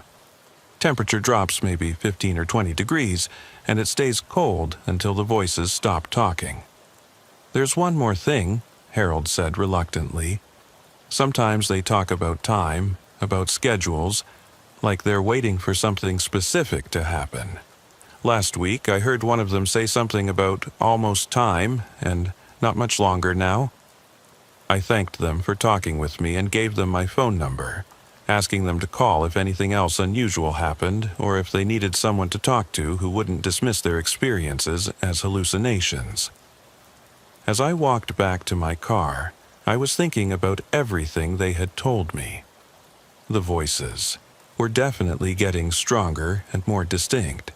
They were now clearly audible even to visitors who had no prior knowledge of the house's history, and they were becoming more personal, more intrusive, talking about the current residents by name and demonstrating detailed knowledge of their daily routines. Whatever was happening in these houses was evolving, becoming more powerful and more bold with each iteration. That night, I made a decision that probably saved my life, though I didn't realize it at the time. I decided to park outside 1247 Oakmont Drive and monitor the situation directly, to see if I could witness the voices that Harold and Margaret had described, and perhaps gather some evidence that might convince the authorities to take this seriously. I arrived at 11:30 p.m. and parked at the end of the street where I could observe the house, without being obvious to the residents or any neighbors who might be awake. At exactly midnight, the voices started. They were much louder than they had been 3 months earlier when the house was empty. Even from a distance of more than 100 feet, I could hear multiple conversations happening simultaneously, like a crowded room full of people all talking at once about different topics. But these weren't random conversations. As I listened more carefully, I realized they were all focused on the same subjects. Harold and Margaret Peterson. Harold worked in his garden for 3 hours this afternoon, planted tulip bulbs for spring. Margaret made her special beef stew for dinner, same recipe she's used for 40 years. They've been here 103 days now, getting very close to the right time.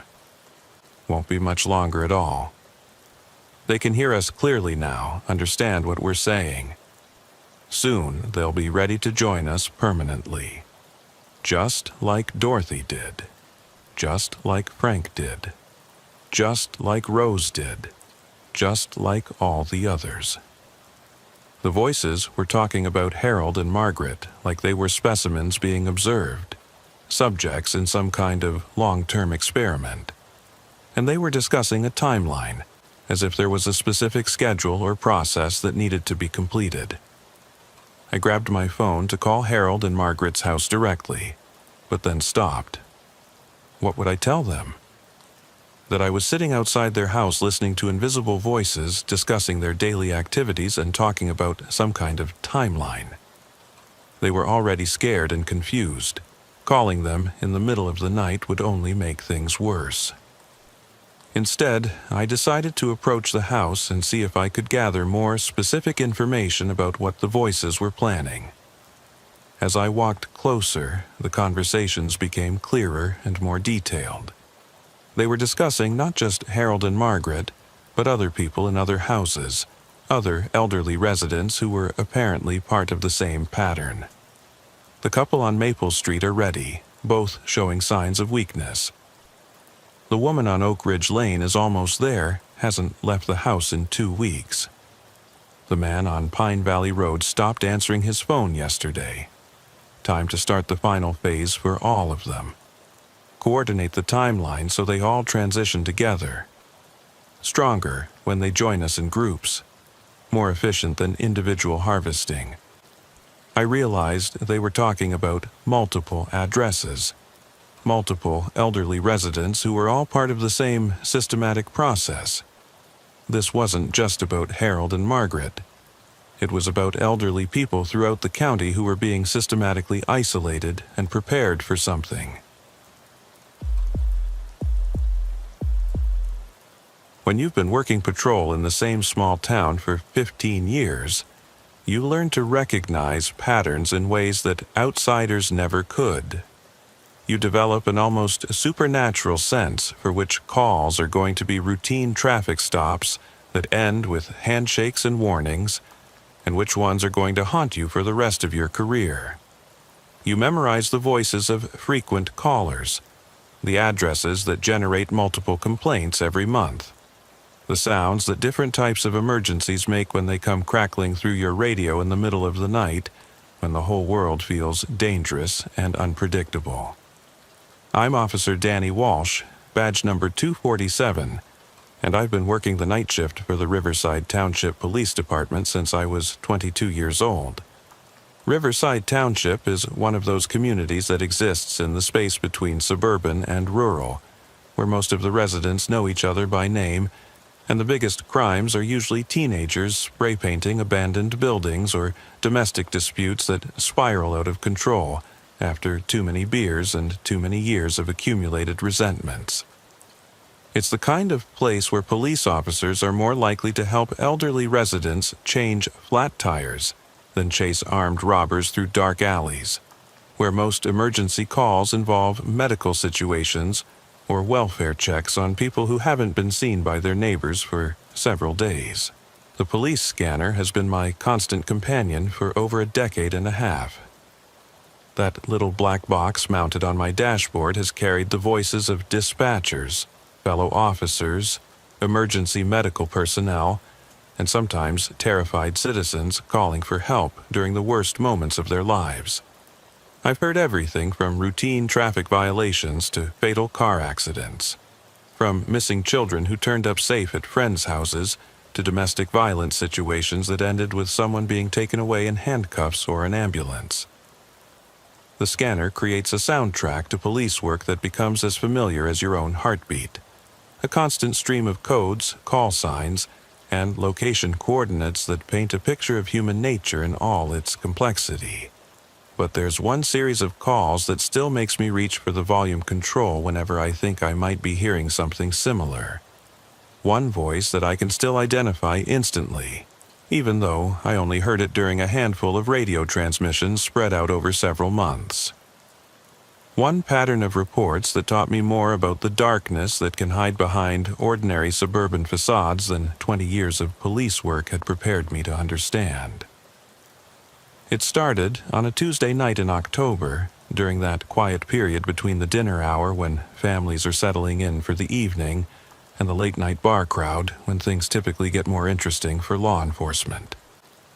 I was patrolling the residential neighborhoods on the west side of Riverside Township, checking on businesses that had been experiencing vandalism problems and making sure the high school parking lot wasn't being used for the kind of activities that teenagers think adults don't know about. The temperature had dropped into the 40s, and there was that crisp autumn smell in the air that always reminded me why I loved working nights in small towns. Most of the houses I passed had warm lights glowing in their windows, televisions flickering in living rooms where families were spending quiet evenings together, porch lights illuminating driveways where residents felt safe enough to leave their cars unlocked and their garage doors open. That's when dispatcher Linda Morrison's voice came through my scanner with the kind of call that always gets immediate attention from every officer within hearing distance. Unit 247, we have an anonymous tip regarding possible domestic violence in progress at 1847 Willowbrook Drive in the Meadowview subdivision. Anonymous caller reports hearing loud arguing, screaming, and what sounds like furniture being thrown or broken. Caller declined to provide contact information but stated the situation sounds serious and requested immediate police response.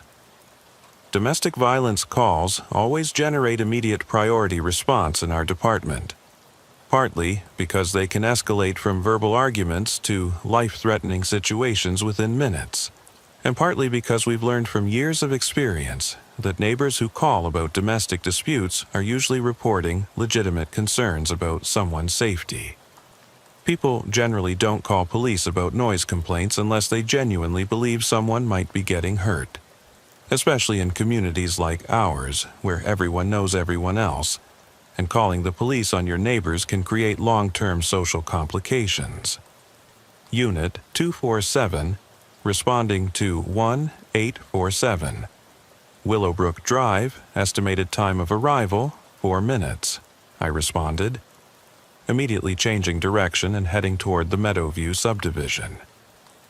Willowbrook Drive is in one of the older residential areas of Riverside Township, mostly small single-family homes built in the 1960s and early 1970s, occupied by a mixture of elderly long-time residents who raised their families there, and young couples who are just starting out and attracted by the affordable housing prices. The houses are built close together, separated by narrow driveways and small front yards, so sound carries easily between properties. If there was a loud domestic dispute happening, multiple neighbors would probably be able to hear it, which made the anonymous tip seem credible. I pulled up in front of 1847 Willowbrook Drive and immediately began my standard assessment of the situation before making contact with the residents. The house was a modest ranch-style structure with vinyl siding and a small front porch, well maintained but showing its age. There was a blue sedan parked in the driveway, the front porch light was on, and I could see the flickering glow of a television through the living room window. Nothing about the scene suggested any kind of disturbance, violence, or emergency situation. I sat in my patrol car for about 30 seconds, listening carefully for any sounds that might indicate an ongoing domestic dispute. No shouting, no screaming, no sounds of furniture being thrown or broken. The house appeared completely peaceful and quiet. I approached the front door and knocked firmly but politely, using the kind of authoritative but non-threatening approach that usually works best for domestic violence calls where you don't know what kind of situation you might be walking into. Police Department. Someone called about a disturbance at this address. I need to speak with the residents. The door opened almost immediately, revealing a woman in her early 30s wearing casual evening clothes and holding what appeared to be a dish towel. She looked genuinely surprised and concerned to see a police officer on her doorstep, but not frightened or defensive in the way that people sometimes are when they're trying to hide evidence of domestic violence. "Officer, I'm sorry. Is there some kind of problem? Did something happen in the neighborhood?" "Ma'am, We received a report of possible domestic violence at this address. Are you okay? Is there anyone else in the house who might need assistance? Domestic violence? She looked genuinely confused and alarmed. Officer, I don't understand. I've been here all evening with my husband and our 8-year-old daughter. We've been having a very quiet night. Just finished dinner and we're watching a movie together. Is your husband available to speak with me? Of course. Please come in. I want to understand what this is about. She invited me inside, which is something that innocent people typically do when they have nothing to hide and want to cooperate with police investigations. The house was neat and comfortable, with family photos on the walls and children's artwork displayed on the refrigerator. I could see her husband sitting in the living room reading a newspaper, while their daughter worked on what appeared to be homework at the kitchen table. Everyone looked calm, relaxed, and completely normal. Sir, I'm Officer Walsh with Riverside Township Police. We received a report of possible domestic violence at this address. Has there been any kind of argument or disturbance here tonight? The husband looked up from his newspaper with the same expression of genuine confusion and concern that his wife had shown. Officer, I have no idea what you're talking about. We've had a very peaceful evening. My wife made dinner, our daughter did her homework, and we've been watching television together. I can't imagine why anyone would think there was domestic violence happening here. I conducted a standard domestic violence investigation, which includes speaking privately with each adult resident to make sure they feel safe enough to report any problems, and speaking with any children in the household to assess their well-being. Everyone in the family seemed genuinely puzzled by the report, and there were no signs of violence, distress, or fear. Have you folks been watching anything on television that might have sounded like arguing or fighting to someone outside? We were watching a nature documentary about whales, the wife said. I can't imagine how that could be mistaken for domestic violence. I checked with the neighbors on both sides of the house and across the street to see if anyone else had heard sounds of domestic violence, or could provide information about the source of the reported disturbance.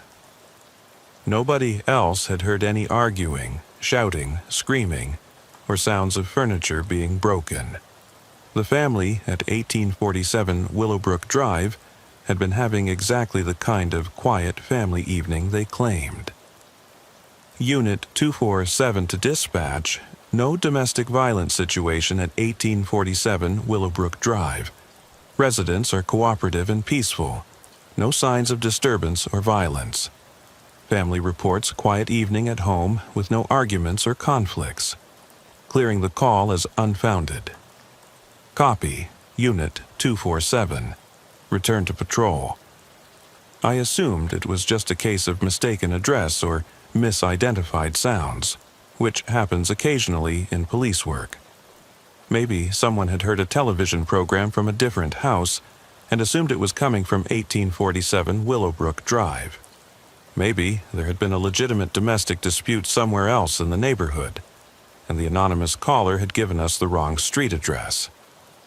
These kinds of communication errors occur several times a year in most police departments. But 5 days later, during another quiet evening shift, we received another anonymous call that made me start wondering if something more systematic might be happening. Unit 247. We have an anonymous tip regarding possible burglary in progress at 2156 Oak Ridge Circle in the Sunset Hills subdivision.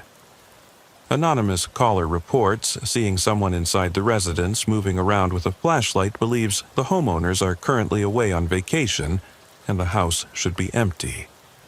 Burglary in progress calls generate an immediate response from multiple units, because if there's actually a burglar inside someone's house, you want enough officers on scene to surround the property and prevent the suspect from escaping before you can make an arrest. Unit 247 responding to 2156 Oak Ridge Circle. Unit 134 also responding as backup. Unit 89 responding from the north side. Oak Ridge Circle is in one of the newer subdivisions in Riverside Township. Larger houses on bigger lots where the residents tend to be more affluent than the average for our community. The kind of neighborhood where burglars might expect to find expensive electronics, jewelry, artwork, or other valuable items worth the risk of breaking into someone's home. I arrived at 2156 Oak Ridge Circle and found a 2-story colonial house with an attached 2-car garage, professionally maintained landscaping, and what appeared to be 2 vehicles parked in the driveway. Lights were on throughout the first floor of the house, which seemed inconsistent with a burglary in progress, especially if the homeowners were supposed to be away on vacation. Officer Mike Richardson arrived as backup just as I was getting out of my patrol car to begin assessing the situation. What do you think, Danny? Looks like somebody's home to me. That's exactly what I'm thinking. Let's approach carefully just in case, but this doesn't look like a burglary scene. We walked up the front sidewalk and could hear what sounded like a television or radio playing inside the house. I knocked on the front door and identified myself as police. Police Department. We received a report of possible suspicious activity at this address. Is everyone okay in there? A man in his early 40s opened the door, wearing casual weekend clothes and holding what appeared to be a cup of coffee. He looked surprised, but not alarmed to see police officers on his front porch. Evening, officers. Is there some kind of problem?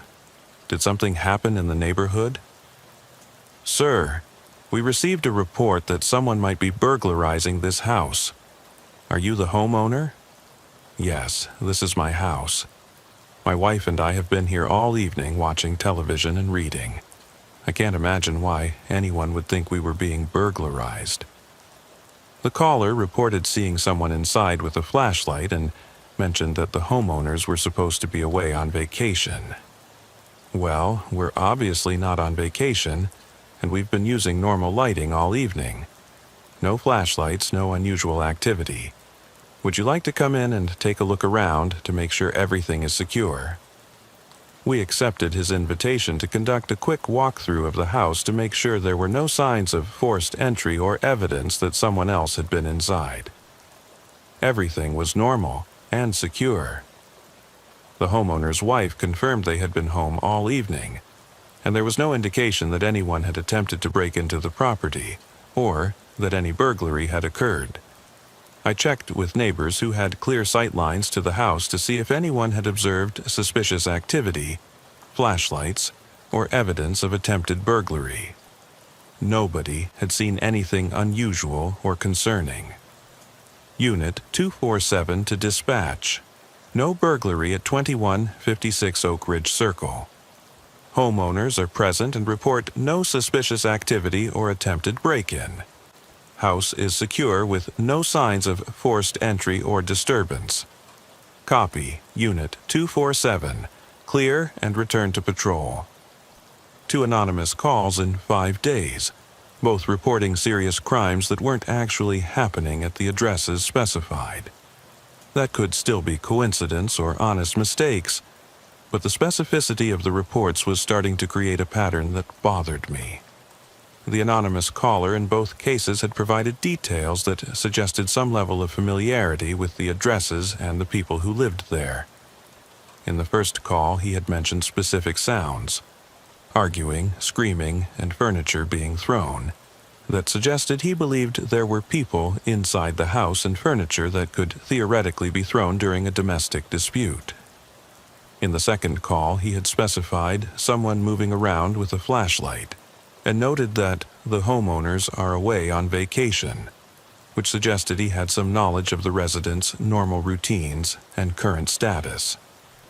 7 days later, we received a third anonymous call that made me realize we were dealing with something more serious than random false reports or innocent mistakes. Unit 247. We have an anonymous tip regarding possible child endangerment at 3789 Maple Street in the Riverside Terrace subdivision. Anonymous caller reports seeing a young child outside unattended during late evening hours. child appears to be alone and possibly injured or distressed. Child endangerment calls get the highest priority response in our department. Every available officer heads toward the location immediately, and we typically request emergency medical backup in case a child needs immediate medical attention. Unit 247 responding to 3789 Maple Street. Unit 134 responding as backup.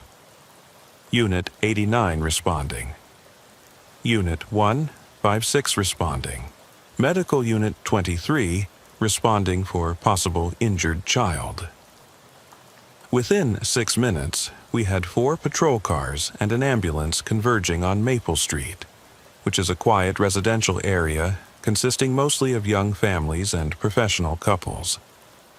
The kind of neighborhood where parents are generally very attentive to their children's safety and whereabouts, especially during evening hours when most children should be inside their homes. 3789 Maple Street was a modest 2-story house with a small front yard and children's toys visible in the driveway and on the front porch. Lights were on inside the house, and I could see what appeared to be a family dinner in progress through the kitchen window.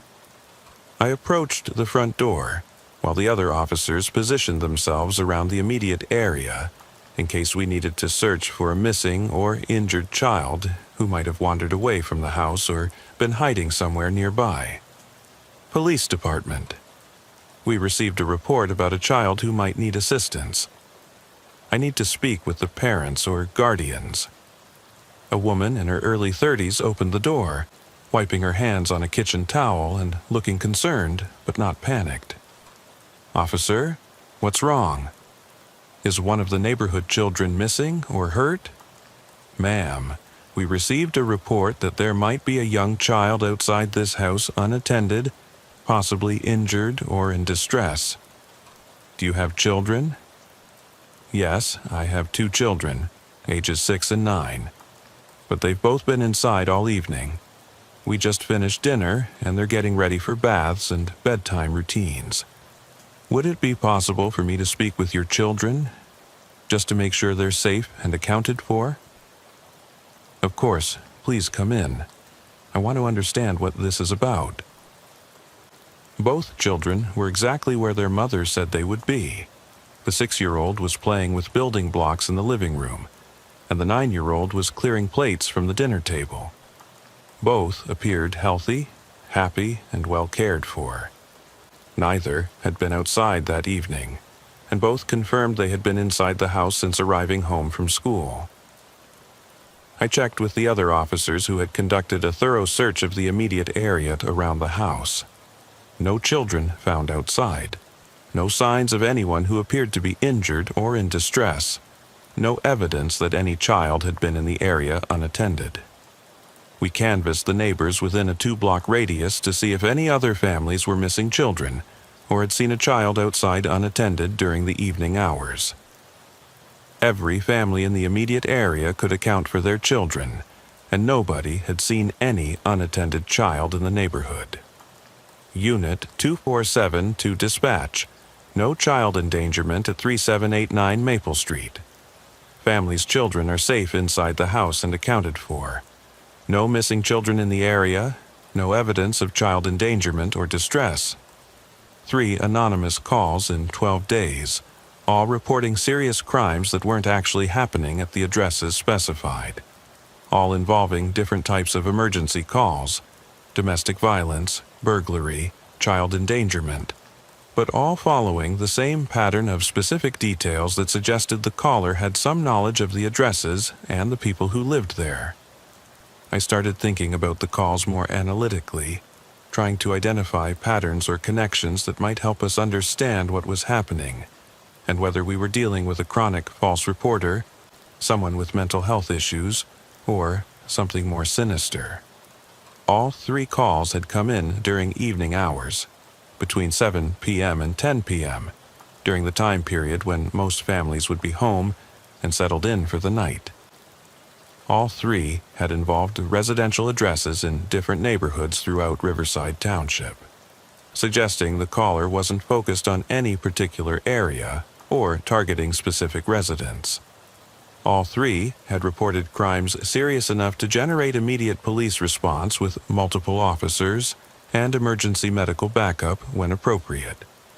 All 3 had included details that suggested the caller had been observing the addresses before making the calls, gathering information about the residents and their routines. Most importantly, all 3 calls had resulted in significant deployment of police resources to investigate crimes that didn't exist, leaving other areas of the township with reduced patrol coverage during the response periods. I decided to request copies of the audio recordings of all 3 calls to see if I could identify any characteristics that might help us track down the source of the false reports. When I listened to those recordings in the quiet of the police station during a break in my shift, several things became immediately obvious that I hadn't noticed during the initial responses. All 3 calls had been made by the same person. Same voice, same speech patterns, same background noise characteristics, same mannerisms in how he provided information to the dispatcher. The caller was male, probably middle-aged based on vocal characteristics, speaking calmly and clearly without any obvious signs of mental illness, substance impairment, or emotional distress that might explain false reporting behavior. Most importantly, the caller was providing information that sounded like it came from direct observation rather than guesswork or random selection of addresses. He wasn't making vague reports about suspicious activity or possible problems. He was describing specific things he claimed to be seeing or hearing in real time. But here's what really bothered me about those recordings. In each case, the details he provided were accurate for the location and the residents, even though the crimes he was reporting weren't actually happening.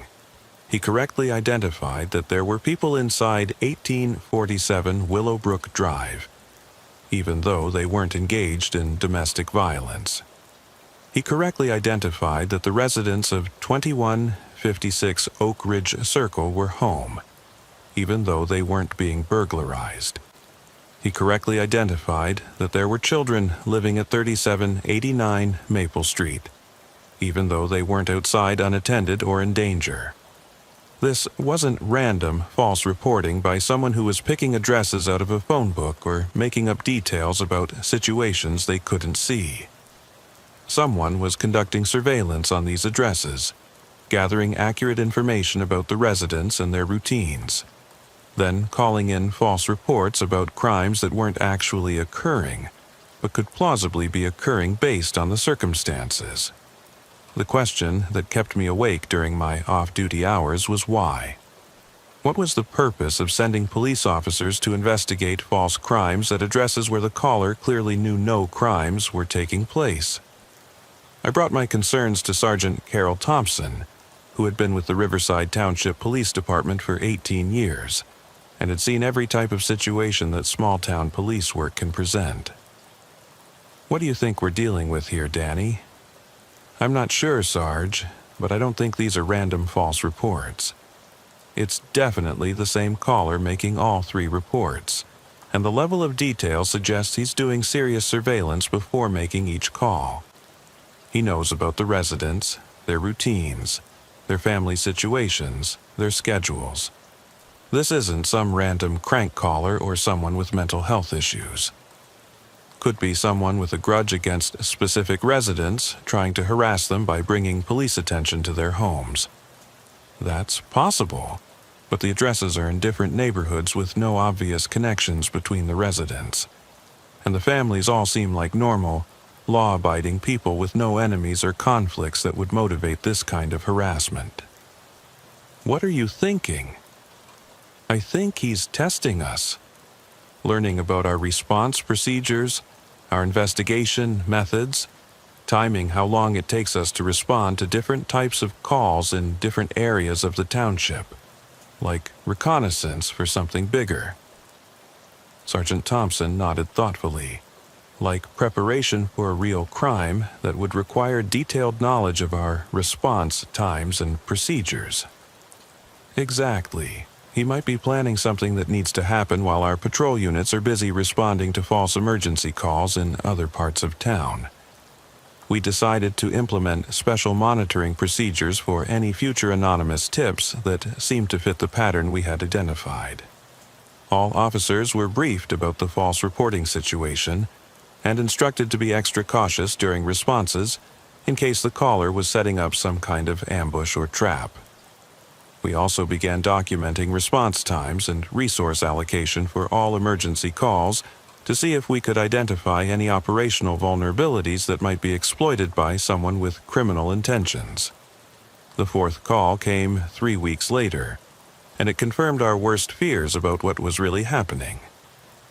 All units, we have an anonymous tip regarding shots fired at 4567 Pine Valley Road in the Brookfield subdivision. Anonymous caller reports hearing multiple gunshots and screaming, possible active shooter situation with multiple victims. Shots fired calls, especially those involving possible active shooters, generate the most intensive police response possible. Every available officer in the department heads toward the location at maximum speed. Neighboring departments are notified to provide mutual aid assistance, and emergency medical services are dispatched to handle potential casualties.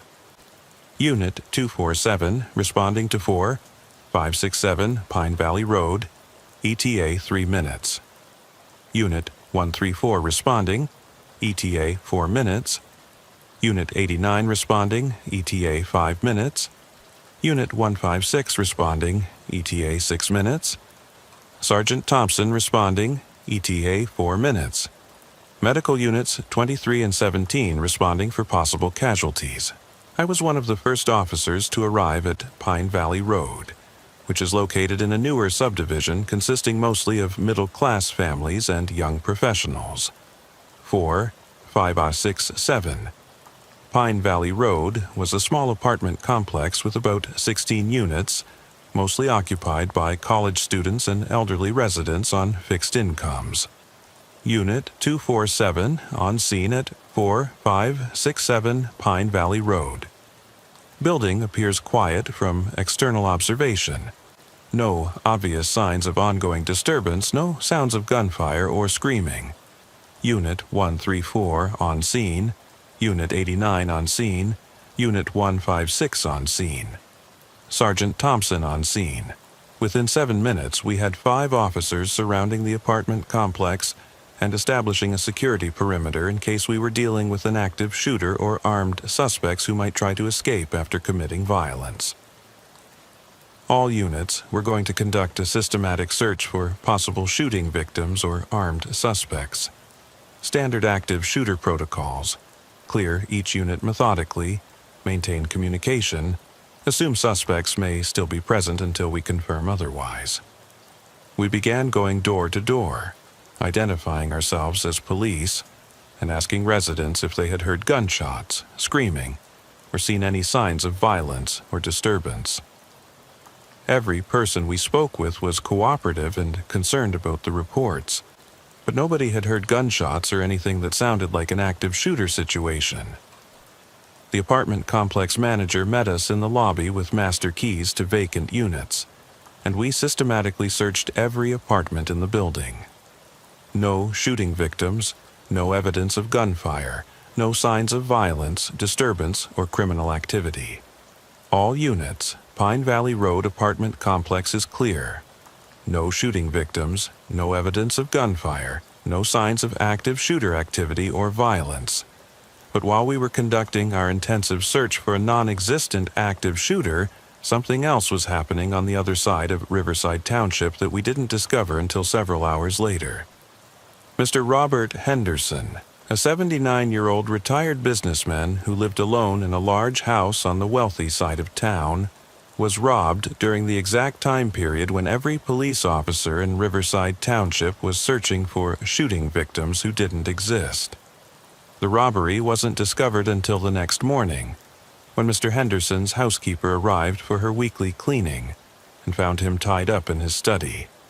He had been bound and gagged, but was physically unharmed except for some bruising on his wrists from the restraints. The robbers had taken approximately $8,000 in cash that he kept in a home safe, along with several pieces of expensive jewelry and a collection of rare coins that had been in his family for generations. Mr. Henderson told us that 3 men had broken into his house through a basement window around 11:45 p.m., just 20 minutes after we had responded to the false shots fired call. They had seemed to know exactly where he kept his valuables and had moved through his house with confidence and efficiency, suggesting they had been watching his property and learning his routines for some extended period of time. Most disturbing of all, he said the men had seemed unusually relaxed and unhurried during the robbery, like they knew they had plenty of time to search the house thoroughly without worrying about police interruption. They kept checking their watches and talking about having at least 30 more minutes before they needed to leave, he told us during his statement, like they were following some kind of predetermined schedule. 30 minutes was approximately how long it had taken us to complete our systematic search of the Pine Valley Road apartment complex and determine that the shots fired call was a false report. Our anonymous caller had been studying our response procedures not so he could commit random pranks or harassment, but so he could time serious crimes to occur while all available police officers were distracted by false emergency calls in other parts of the township. But this was just the beginning of what turned out to be a sophisticated criminal operation that used false police reports as a way to manipulate law enforcement response and create opportunities for major crimes. The 5th call came 4 weeks later, and it demonstrated an escalation in both the sophistication of the false reports and the seriousness of the crimes that occurred while we were responding to them. All units, we have an anonymous tip regarding a possible kidnapping at 2847 Willowbrook Circle in the Meadowview subdivision. Anonymous caller reports seeing a woman being forced into a vehicle against her will by 2 unknown males, possible abduction in progress. Kidnapping calls generate an even more intensive response than active shooter situations because the victim might be taken out of our jurisdiction within minutes, making rescue much more difficult and dangerous. Unit 247 responding to 2847 Willowbrook Circle. Unit 134 responding. Unit 89 responding. Unit 156 responding. Sergeant Thompson responding. Every officer in our department responded to the kidnapping call, along with units from 2 neighboring departments and state police. We established roadblocks on all major routes out of Riverside Township and began an extensive search for the reported victim and her abductors. After 4 hours of intensive searching involving dozens of officers and multiple agencies, we determined that no kidnapping had occurred. Every resident of Willowbrook Circle was accounted for and safe. No one had seen any suspicious vehicles or evidence of an abduction attempt.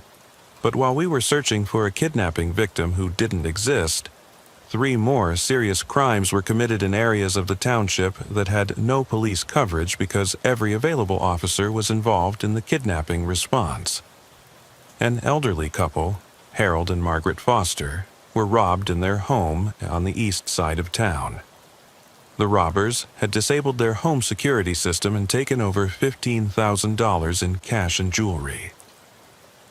The Riverside Township Community Bank was burglarized through a sophisticated entry that bypassed multiple security systems. The burglars had accessed the main vault and stolen an undetermined amount of cash. A local jewelry store was broken into and robbed of over $50,000 worth of merchandise.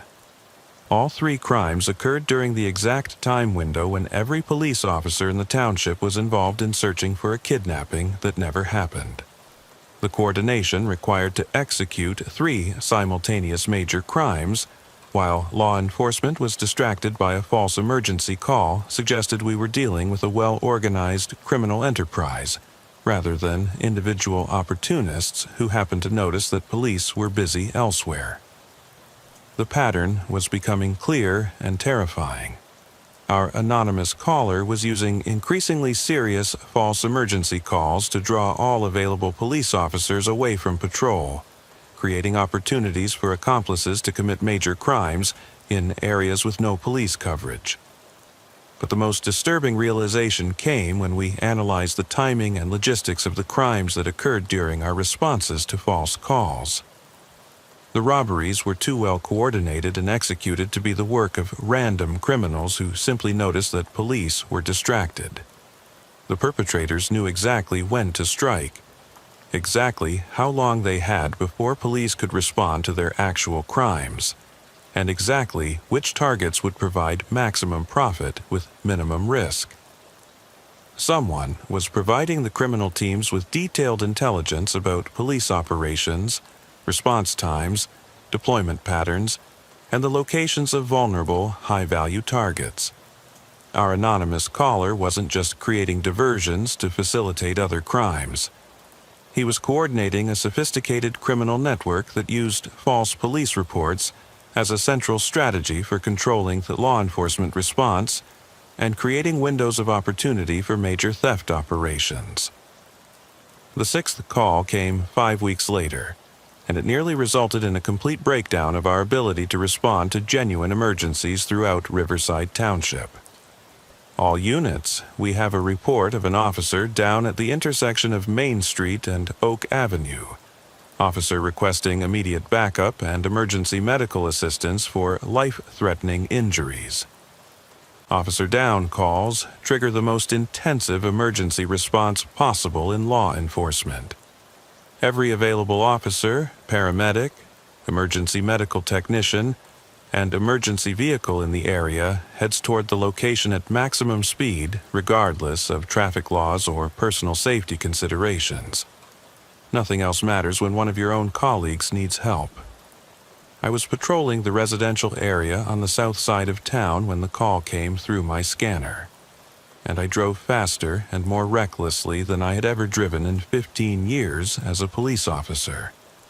When a fellow officer is in trouble, you don't worry about speed limits, traffic signals, or personal safety. You get there as fast as humanly possible and deal with whatever you find when you arrive. Unit 247 responding to Main and Oak, ETA 90 seconds. Unit 134 responding, ETA 2 minutes. Unit 89 responding, ETA 3 minutes. Unit 156 responding, ETA 3 minutes. Sergeant Thompson responding, ETA 2 minutes. Medical units 23, 17, and 31 responding for officer down, ETA 3 minutes. State police units responding for officer assistance. When I arrived at the intersection of Main Street and Oak Avenue with my heart pounding and adrenaline surging through my system, I found nothing. No injured officer, no patrol car, no signs of any kind of emergency, disturbance, or criminal activity. Unit 247 on scene at Main and Oak. No officer down, no patrol vehicle visible, no signs of emergency or disturbance. Unit 134 on scene. Confirming no officer down, no emergency situation apparent. Sergeant Thompson on scene. All units conduct immediate radio check to confirm all officers are accounted for and safe. We conducted an emergency radio check of every officer in the Riverside Township Police Department. Everyone was accounted for, safe, and had not called for backup or medical assistance. But the call reporting an officer down had sounded exactly like one of our own officers requesting help. Same radio protocol, same terminology, same vocal characteristics, same sense of urgency and desperation that comes when an officer is genuinely in life-threatening trouble. That's when we realized our anonymous caller had developed the ability to mimic police radio transmissions with enough accuracy to fool even experienced officers who work with the same voices every day.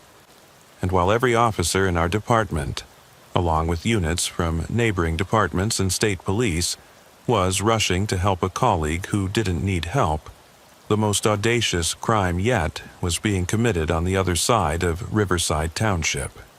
The Riverside Township Savings and Loan, the largest financial institution in our community, was robbed by a team of at least 5 armed men who seemed to know every detail of the bank's security procedures, employee schedules, and physical layout. They had entered the building during the brief period between the end of normal business hours and the activation of the overnight security system. They had disabled all electronic security measures, forced the bank manager to open both the main vault and the safe deposit box area, and escaped with over $300,000 in cash plus an unknown amount of valuables from safe deposit boxes. The robbery had been planned and executed with military precision, occurring during the exact time window when every law enforcement officer in the region was responding to a false report of an officer in distress. Security camera footage showed that the robbers had moved through the bank like they owned it, accessing restricted areas and demonstrating knowledge of procedures that only bank employees should have possessed. But the most chilling moment captured on the security cameras was when one of the robbers looked directly into the lens and said, "Thanks for keeping the boys in blue busy for us."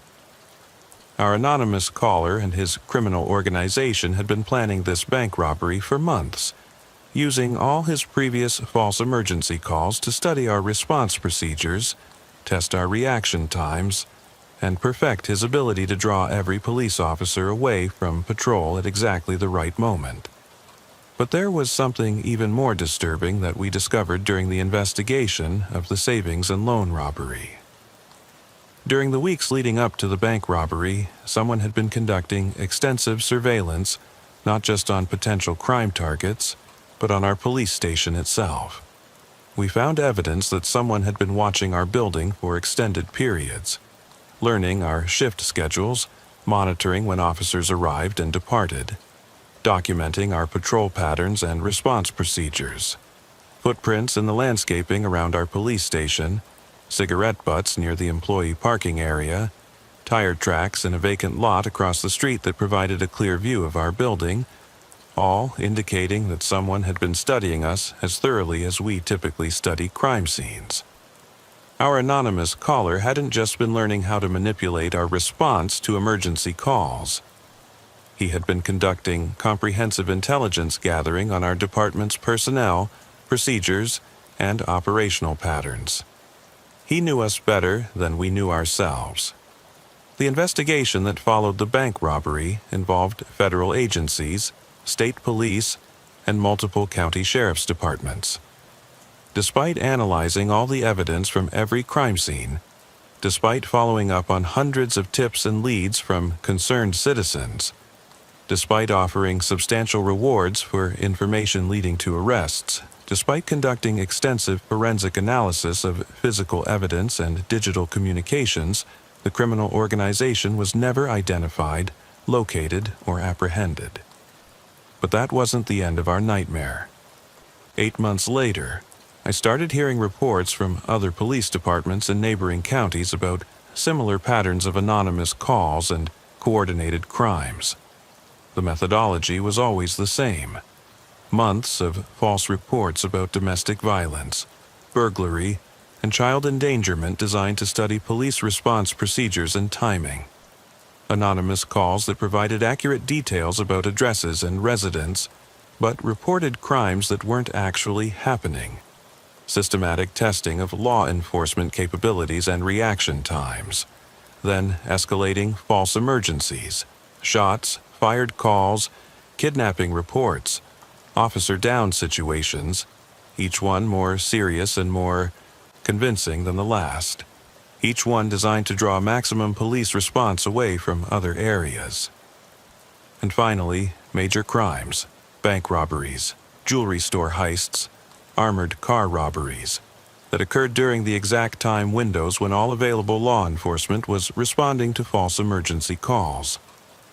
According to a federal task force that was eventually established to track these cases, the pattern has been repeated in at least 23 different jurisdictions across 7 states over the past 3 years.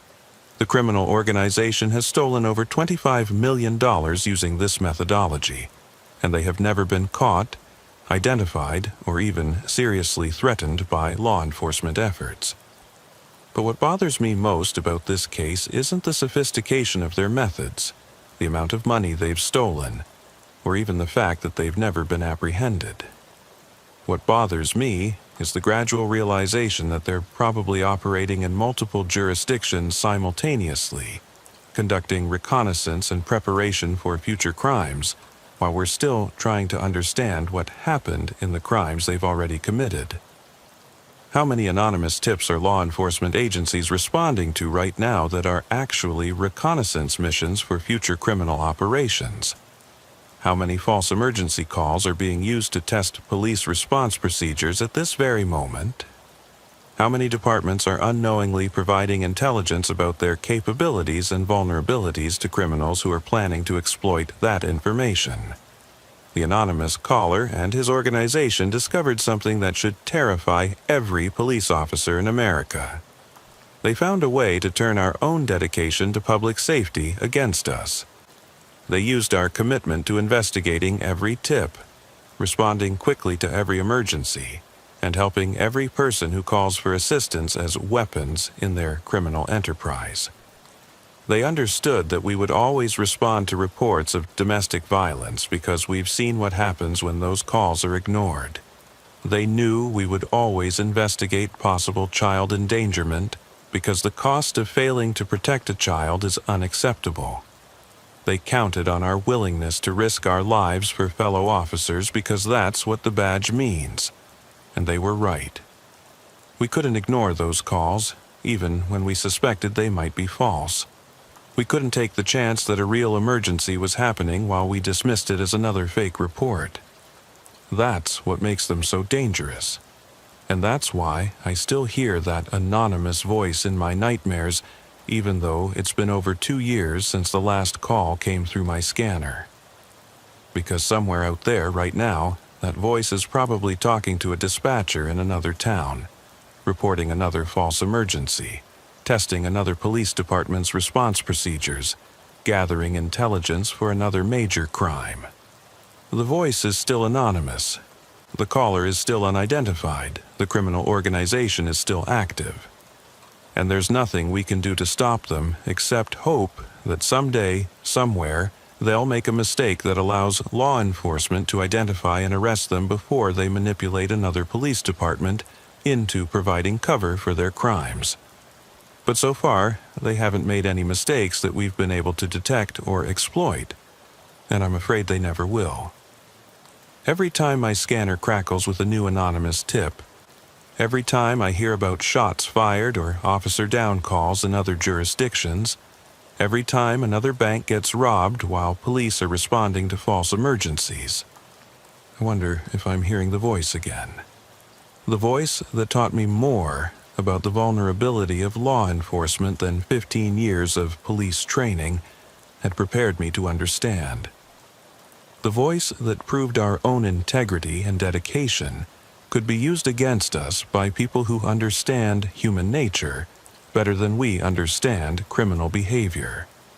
The voice that's still out there, still anonymous, still calling in false reports and coordinating real crimes while police officers chase ghosts and respond to emergencies that don't exist. The worst part is that we learned nothing from the experience that would help us prevent it from happening again. We can't stop responding to anonymous tips because too many of them are legitimate. We can't ignore emergency calls because the cost of missing a real emergency is too high. We can't change our fundamental commitment to protecting and serving the public because that's what defines us as police officers. All we can do is hope that other departments will learn from our experience and be better prepared to recognize the signs of systematic false reporting before they become victims of the same kind of manipulation. But I don't think they will be better prepared. I think every police department believes it could never happen to them, just like we believed it could never happen to us, until it did. The anonymous caller understood something about police work that most criminals never figure out. Our greatest strength is also our greatest weakness. Our willingness to help people, to respond to every call, to risk our lives for strangers and colleagues. Those are the qualities that make us effective police officers. But they're also the qualities that made us vulnerable to manipulation by someone who studied our procedures and used our own dedication against us. That voice is still out there somewhere, probably listening to police scanner traffic in another town, taking notes about response times and procedures, planning the next phase of whatever criminal operation he's coordinating. And every police officer who hears an anonymous tip should remember that sometimes the person calling for help isn't the victim. Sometimes the person calling for help is the criminal. And sometimes the help they're asking for is actually assistance in committing crimes that we would never knowingly facilitate. The scanner continues to crackle with voices every night. Dispatchers, officers, emergency personnel, citizens calling for help during the worst moments of their lives. Most of those voices are legitimate, honest, and desperately needed. But somewhere in that mix of legitimate emergency calls and genuine requests for assistance, there might be another anonymous caller testing response procedures, gathering intelligence, and planning crimes that will occur while we're busy responding to emergencies that don't exist. The voice that made me realize that sometimes the most dangerous criminals are the ones who sound the most helpful. The voice that taught me to be suspicious of people who call for help but don't want to be identified. The voice that's still out there, still anonymous, still planning the next operation. Some police calls stick with you because of what you find when you arrive on scene. Others haunt you because of what you don't find, what doesn't make sense, what leaves you with more questions than answers, and the unsettling feeling that you've stumbled into something that exists just beyond the edge of normal human experience. After 17 years working patrol in Millfield Township, I thought I'd seen every type of call our small community could generate, but there's one series of incidents that still makes me question my own memory, my own sanity, and my understanding of how time itself is supposed to work. I'm Officer Steve Patterson, Badge 89, and I've been working the evening shift for Millfield Township Police Department since I was 25 years old. Millfield Township is one of those places that exists in the comfortable space between small town and suburb, where most residents have lived their entire lives and everybody knows their neighbors by name. It's the kind of community where the biggest problems are usually noise complaints about teenage parties or domestic disputes that get resolved with conversations rather than arrests, where most emergency calls involve medical situations or minor traffic accidents that happen when people are driving too fast on rural roads they've traveled 1,000 times before. The police scanner has been my constant companion for nearly 2 decades. That familiar black box mounted on my dashboard that carries the voices of dispatchers, fellow officers, emergency medical personnel, and citizens calling for help during various crises both large and small. The scanner creates a soundtrack to police work that becomes as familiar as your own breathing. A constant stream of call signs, location coordinates, and status updates that paint an audio picture of human nature in all its complexity and unpredictability. But there's one pattern of calls that defied everything I thought I understood about police work, about time, about memory, and about the fundamental nature of reality itself. Calls that seemed normal when they came through the scanner, but became increasingly strange and disturbing when you tried to piece together what had actually happened afterward. Calls that left me with gaps in my own memory and the terrifying suspicion that sometimes, when you respond to certain types of emergencies, you don't come back exactly the same person who left. It started on a Wednesday evening in September, during that comfortable time just after dinner when most families are settling in for the night and criminal activity is typically at its lowest point of the day. I was patrolling the residential neighborhoods on the north side of Millfield Township, making my standard rounds through areas that had been experiencing some minor vandalism problems, when dispatcher Jennifer Mills' voice came through my scanner with what seemed like a routine traffic stop assistance request. Unit 89, we have a motorist assistance call at the intersection of Elm Street and County Road 15. Caller reports a vehicle stopped in the roadway with hazard lights on. Driver appears to need help. Motorist assistance calls are among the most common requests we handle during evening shifts. People run out of gas, have flat tires, experience mechanical problems, or simply get lost and need directions. Most of these situations are resolved within 15 or 20 minutes with either roadside assistance or a quick phone call to family members. Unit 89 responding to motorist assistance at Elm and County Road 15, ETA 4 minutes. The intersection of Elm Street and County Road 15 is in a quiet residential area where the houses are spread out on larger lots and the roads are narrow and winding. It's the kind of location where a disabled vehicle could create a traffic hazard, especially during evening hours when visibility is reduced and drivers might not see a stopped car until they're very close to it. I arrived at the intersection exactly 4 minutes later and found a blue sedan parked at an angle in the roadway with its hazard lights flashing.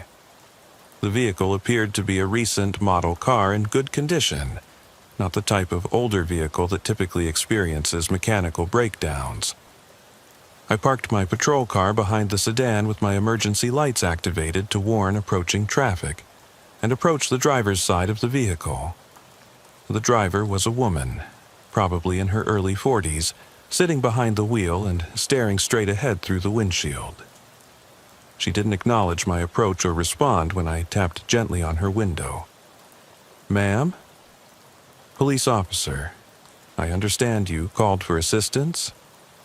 She turned toward me very slowly, and I could see that her eyes looked unfocused and confused, like someone who had just woken up from a deep sleep or was disoriented by medication or illness. "Officer, where am I?" "You're at the intersection of Elm Street and County Road 15 in Millfield Township. Someone called to report that you needed assistance. Are you feeling all right?" "I don't remember calling anyone. I don't remember stopping here. I was driving home from work. And then, I don't know what happened." I asked her to step out of the vehicle so I could assess whether she might be experiencing a medical emergency or was impaired by alcohol or drugs. She seemed physically steady but mentally confused, like someone suffering from a concussion or memory loss. "Ma'am, what's the last thing you remember clearly?" "I was leaving the office building where I work. I got in my car and started driving home just like I do every day, but I don't remember anything after that until you knocked on my window." "What time did you leave work?" "Around 5:30, like always." I checked my watch. It was 7:45 p.m. She'd been driving for over 2 hours, but the distance from the main office buildings in Millfield Township to this intersection was only about 15 minutes under normal traffic conditions. "Ma'am, it's almost 8 p.m. now. If you left work at 5:30, that's more than 2 hours ago. Do you have any idea where you've been or what you've been doing during that time?" She looked genuinely shocked and frightened. "That's impossible. I just left work a few minutes ago. How could it be 8 o'clock? I conducted standard field sobriety tests, but she showed no signs of alcohol or drug impairment. Her speech was clear, her coordination was normal, and she could answer basic questions about her identity and personal information. But she had absolutely no memory of the past 2 hours. "Ma'am, I think you should see a doctor. Memory loss like this could indicate a medical problem that needs immediate attention." "I feel fine, physically. I just don't understand how I lost 2 hours of my life." I followed her to the nearest hospital emergency room to make sure she received medical evaluation for her memory loss. The emergency room physician conducted a thorough examination, including blood tests for drugs and alcohol, neurological tests for signs of stroke or brain injury, and cognitive assessments for mental status. Everything came back normal. No signs of medical problems, no evidence of substance use, no neurological deficits that would explain her memory loss. "Officer Patterson, this is very unusual," the doctor told me privately. "Mrs. Harrison appears to be in perfect health, but she has a complete gap in her memory covering approximately 2.5 hours. I've never seen anything like this in someone who shows no other symptoms of illness or injury." Mrs. Harrison was released from the hospital with instructions to follow up with her personal physician, but no explanation for her missing hours or memory loss. I filed a standard report about the motorist assistance call and the medical evaluation, but something about the entire incident bothered me in ways I couldn't articulate. There was no crime, no accident, no evidence of any problem other than a woman who had somehow lost 2 hours of her life while driving a familiar route home from work. 3 weeks later, during another routine evening shift, I received a call that followed almost exactly the same pattern. "Unit 89. We have a motorist assistance call at the intersection of Oak Avenue and Hillside Drive. Caller reports a vehicle stopped in the roadway. Driver appears confused and disoriented." Unit 89, responding to motorist assistance at Oak and Hillside. ETA 6 minutes. I arrived at the intersection and found a red pickup truck parked at an angle in the roadway with its hazard lights flashing. The driver was a man in his 30s, sitting behind the wheel and staring straight ahead with the same unfocused, confused expression I had seen on Mrs. Harrison's face. "Sir? Police officer. Someone called to report that you needed assistance." He turned toward me slowly, blinking like someone trying to wake up from a deep sleep. "Officer? How did I get here?" "I was driving home from the hardware store and then... I don't remember anything." "Sir, what time did you leave the hardware store?" "About 4 o'clock, maybe 4:15. I checked my watch. It was 7:30 p.m. Another case of missing hours with no explanation. The man, David Collins, had no memory of the past 3 hours. He remembered leaving Millfield Hardware with supplies for a home repair project, getting in his truck, and starting to drive home. But he had no recollection of anything that happened between leaving the hardware store and me knocking on his window. Like Mrs. Harrison, David Collins showed no signs of medical problems, substance impairment, or neurological deficits. Emergency room evaluation found him to be in perfect health with no explanation for his memory loss. 2 cases in 3 weeks, both involving healthy adults who had lost several hours of their lives while driving familiar routes in Millfield Township. Both cases involved people who were found stopped in roadways with no memory of how they got there or what had happened during their missing hours. I started paying closer attention to unusual calls and incidents that might be related to the memory loss cases, looking for patterns or connections that might help explain what was happening. 4 weeks later, I received a third call that confirmed we were dealing with something systematic and deeply disturbing. Unit 89. We have a welfare check request at 2156 Pine Street.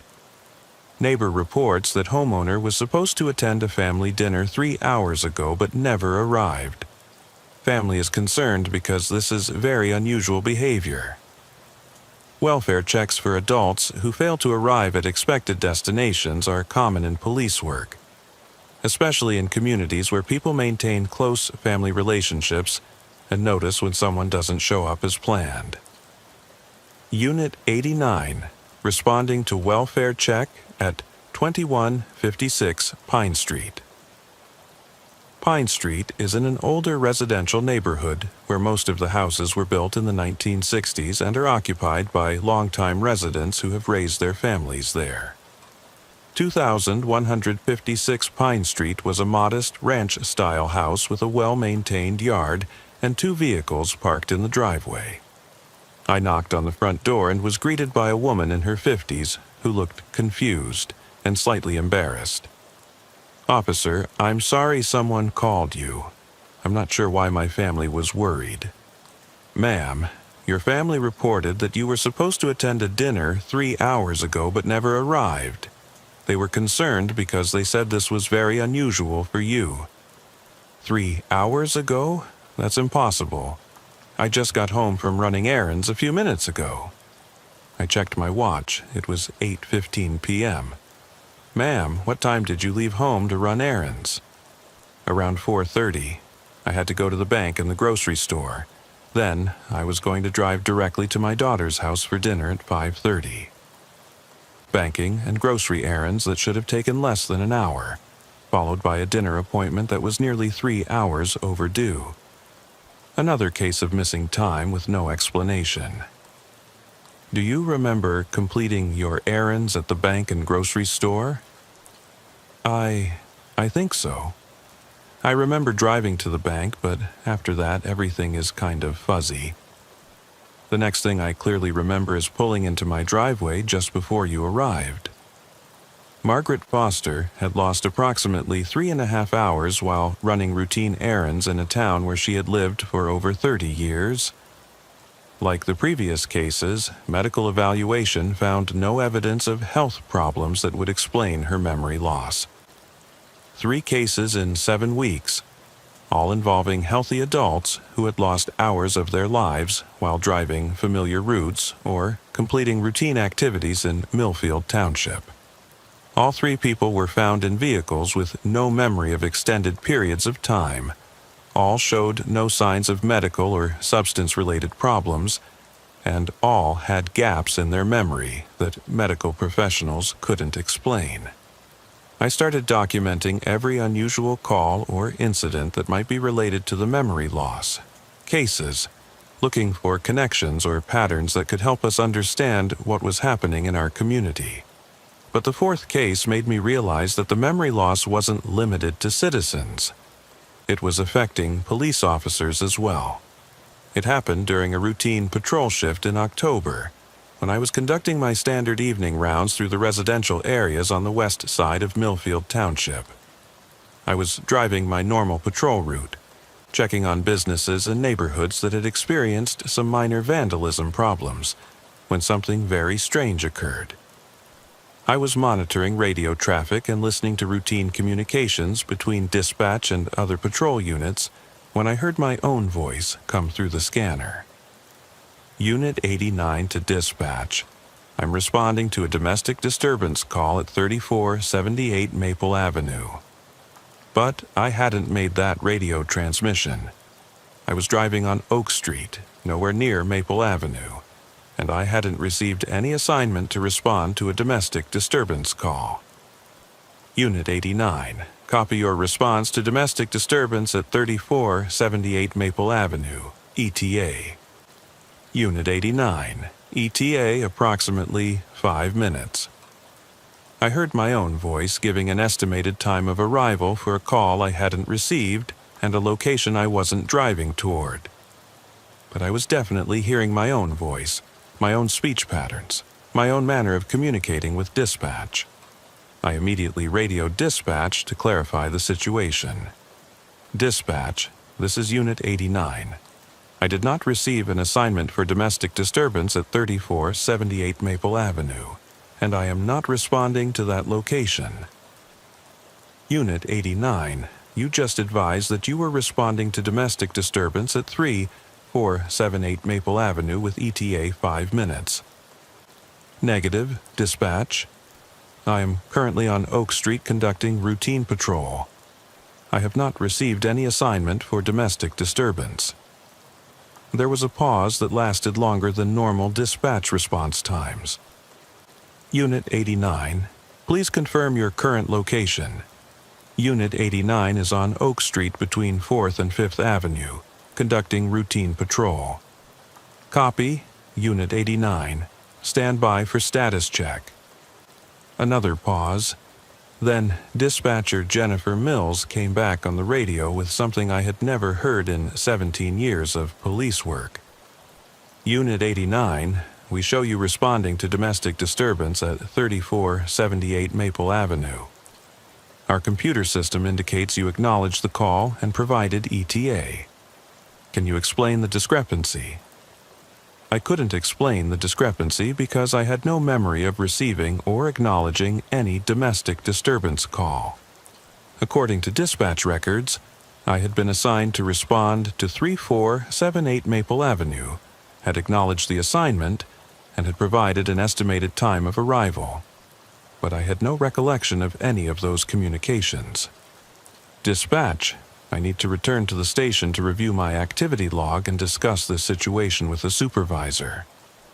Copy, Unit 89. Sergeant Williams is available to meet with you. I drove back to the police station with a growing sense of unease about what was happening to my own memory and perception of reality. If I was having conversations with dispatch that I couldn't remember, if I was accepting assignments and making commitments that I had no recollection of, then the memory loss phenomenon affecting Millfield Township residents was also affecting me. Sergeant Williams reviewed the dispatch logs and computer records, which clearly showed that I had been assigned to respond to a domestic disturbance call at 3478 Maple Avenue, had acknowledged the assignment over the radio, and had provided an estimated time of arrival. But I had no memory of any of those interactions. Steve, this is very concerning. If you're having memory issues while on duty, we need to have you evaluated by a medical professional immediately. Sarge, I feel completely normal. I remember everything else about my shift clearly. It's just that one radio conversation that I can't recall. We reviewed the audio recordings of my radio transmissions. There was definitely my voice acknowledging the domestic disturbance call and providing an ETA. But listening to the recording was like hearing someone else speaking with my voice, saying things I had never said, and making commitments I didn't remember making. Steve, I want you to take the rest of the night off and see a doctor tomorrow. Until we understand what's causing these memory issues, I can't have you on patrol. I went home that night deeply disturbed by the realization that I was experiencing the same type of memory loss that had been affecting other Millfield Township residents. But unlike the citizens who had lost hours of their lives, I had lost only a few minutes, just long enough for a brief radio conversation that I couldn't remember having. The medical evaluation found nothing wrong with me. Blood tests, neurological examination, cognitive assessment, everything came back normal. Like the other memory loss cases, there was no medical explanation for my missing memories. But the pattern was becoming clear and terrifying. Something in Millfield Township was causing people to lose periods of time from their lives, creating gaps in memory that couldn't be explained by medical science or psychological evaluation. The fifth case occurred 3 days after my own memory loss incident, and it involved someone who had experienced multiple episodes of missing time over several weeks. Unit 67. We have a welfare check request at 4523 Elm Street. Caller reports that neighbor has been acting strangely for several weeks, often appears confused and disoriented. Officer Mike Rodriguez responded to the welfare check and found a situation that was both familiar and deeply disturbing. The neighbor, Robert Martinez, was a retired teacher who had lived in Millfield Township for over 40 years. According to his next-door neighbor, Robert had been experiencing episodes of confusion and disorientation for the past month, often appearing to lose track of time and forgetting conversations or activities that had occurred earlier the same day. He'll be working in his garden in the morning, and by afternoon he has no memory of having been outside, the neighbor explained. Last week I saw him mowing his lawn at 2 p.m., but when I asked him about it later that same day, he insisted he hadn't mowed the lawn in weeks. When Officer Rodriguez interviewed Robert Martinez, he discovered a pattern of memory loss that was far more extensive than the previous cases. Robert reported experiencing multiple episodes per week where he would lose several hours of time. He would start an activity, reading a book, watching television, working on a hobby project, and suddenly find himself in a different location with no memory of how he got there or what he had been doing. Sometimes I'll be reading in my living room chair, and the next thing I know, I'm standing in my backyard with no idea how I got there or how much time has passed, Robert told Officer Rodriguez. Other times I'll start preparing dinner and then find myself sitting at the kitchen table with a plate of food I don't remember cooking. Robert's memory loss episodes were happening multiple times per week and had been occurring for over a month. Unlike the previous cases, his missing time periods ranged from 30 minutes to several hours, and he often found himself in different locations within his own home, with no recollection of moving from one place to another. Medical evaluation found Robert to be in excellent health for his age, with no signs of dementia, stroke, or other neurological conditions that would explain his memory loss. 5 cases in 2 months, all involving healthy adults who were experiencing unexplained memory loss ranging from minutes to hours. All medical evaluations found no underlying health problems that would cause such symptoms. All cases occurred in Millfield Township within a relatively small geographic area. Something was systematically affecting the memory and perception of time for people living in our community, and medical science couldn't explain what was causing it or how to prevent it. But the 6th case made me realize that the memory loss was just the beginning of something much more disturbing and dangerous. It happened during a routine evening patrol in November, when I was driving through the residential neighborhoods on the south side of Millfield Township. I was monitoring routine radio traffic when I heard a transmission that made my blood run cold. Unit 89 to dispatch. I have a deceased person at 1847 Willow Drive, requesting coroner and detective units. But I was driving on Pine Street, nowhere near Willow Drive, and I definitely hadn't discovered any deceased person. Yet, I was hearing my own voice reporting a death investigation over the police radio. Unit 89, copy report of deceased person at 1847 Willow Drive. What are the circumstances? Unit 89, elderly male, appears to be natural causes, but the scene has some unusual characteristics that require investigation. I immediately radio dispatch to clarify the situation. Dispatch, this is Unit 89. I did not report a deceased person at any location.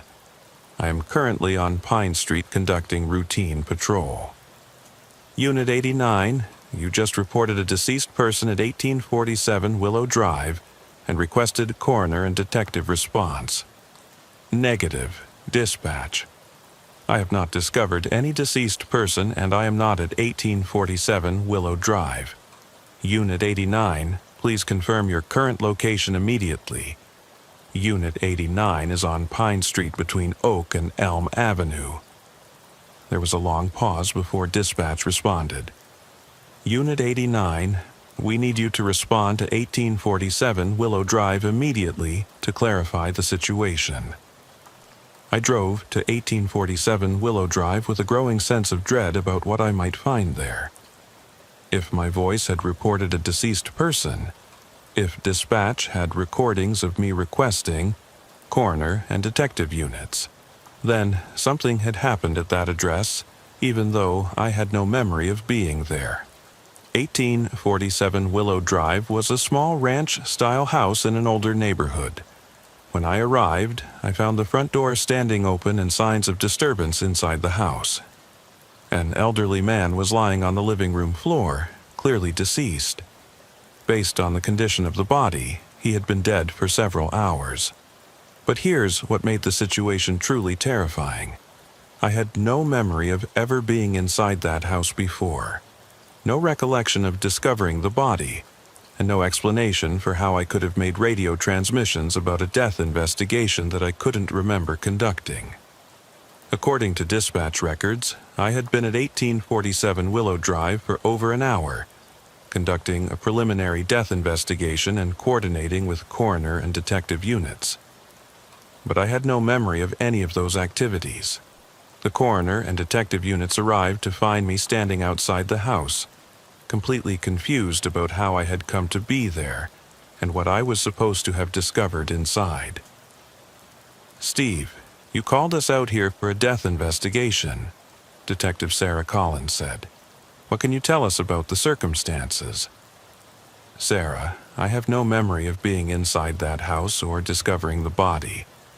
I don't remember making any radio transmissions about a deceased person. But we have recordings of your voice reporting the death and requesting our response.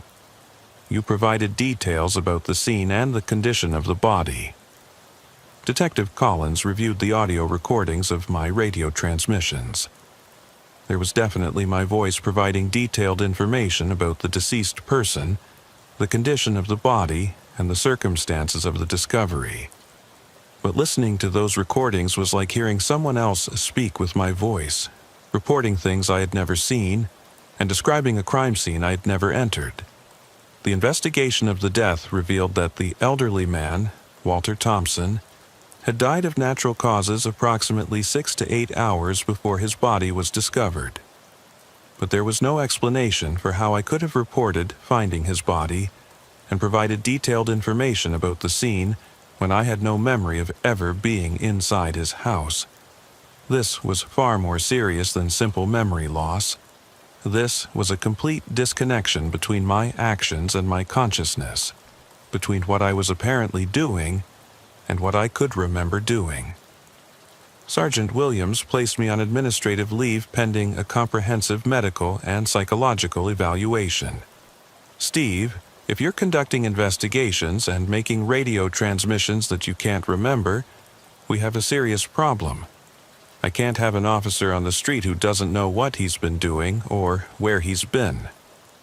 The medical evaluation was more extensive than the previous tests, including brain imaging, sleep studies, and psychological assessments.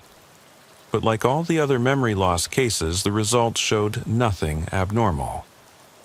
"Officer Patterson, you appear to be in excellent physical and mental health," the doctor told me. "But you're experiencing episodes of what we call dissociative amnesia, periods where you're apparently functioning normally, but have no conscious memory of your actions. This is extremely unusual in someone with no history of trauma or psychological disorders. But I wasn't the only police officer experiencing these problems. Over the next 2 weeks, 3 other officers in our department reported similar episodes of memory loss and missing time. Officer Rodriguez discovered that he had apparently conducted a traffic stop and issued a citation that he couldn't remember writing. Officer Jackson found himself at the scene of a burglary investigation with no recollection of how he had gotten there or what he was supposed to be investigating. Officer Taylor realized she had been having radio conversations with dispatch about calls she couldn't remember receiving. 4 police officers, all experiencing episodes where they appeared to be conducting normal police duties but had no conscious memory of their actions. All medical evaluations found nothing wrong. All cases occurred within a few weeks of each other in Millfield Township. Something was affecting not just the citizens of our community, but the law enforcement officers who were supposed to protect them. Something was creating gaps in memory and consciousness that medical science couldn't explain or treat. But the most disturbing realization came when we started comparing the timing of our memory loss episodes with the locations where they occurred. All of the memory loss incidents, both citizens and police officer, had occurred within a specific geographic area of Millfield Township. The affected area was roughly circular, approximately 3 miles in diameter, centered around the intersection of Main Street and County Road 7. Within that area, people were losing hours or even days of their lives. Outside that area, no memory loss incidents had been reported. Something in that specific location was affecting human memory and consciousness in ways that defied medical understanding. We contacted state and federal authorities about the pattern of memory loss incidents, but they had no explanation for what could cause such symptoms in a specific geographic area. Environmental testing found no unusual chemicals, radiation, or other hazards that might affect brain function. Geological surveys found no unusual mineral deposits or electromagnetic anomalies. Meteorological data showed no unusual weather patterns or atmospheric conditions. There was no scientific explanation for why people were losing their memories in that specific area of Millfield Township. But the memory loss episodes continued, affecting more people each week. Mrs. Harrison, the first person I had encountered with memory loss, started experiencing multiple episodes per week. She would leave her house to run errands and find herself parked in unfamiliar locations with no memory of how she had gotten there. David Collins, the man with the red pickup truck, began losing entire days. His family would find him sitting in his truck in his driveway, unable to remember anything about the previous 24 hours. Margaret Foster stopped leaving her house altogether after she lost a complete weekend and woke up Monday morning with no memory of what she had done for 2 entire days. And Robert Martinez, the retired teacher, started experiencing memory loss episodes that lasted for weeks. His family had to place him in a care facility when they realized he was having more missing time than conscious time. The memory loss was getting worse, affecting people more frequently and for longer periods. But the most terrifying discovery came when we realized that people weren't just losing their memories. They were living entire alternate lives during their missing time periods. David Collins' family started finding evidence that he had been conducting complex activities during his memory loss episodes. His truck had been driven hundreds of miles, using gas and accumulating wear that indicated extensive travel. His bank account showed withdrawals and purchases that he couldn't remember making. His cell phone contained calls and text messages that he had no recollection of sending or receiving. Margaret Foster's family found that she had been cleaning her house thoroughly, organizing closets, and completing household projects during her missing weekends.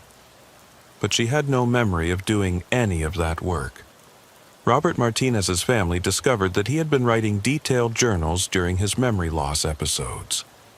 Pages and pages of handwritten notes about his daily activities, his thoughts and feelings, his plans for the future.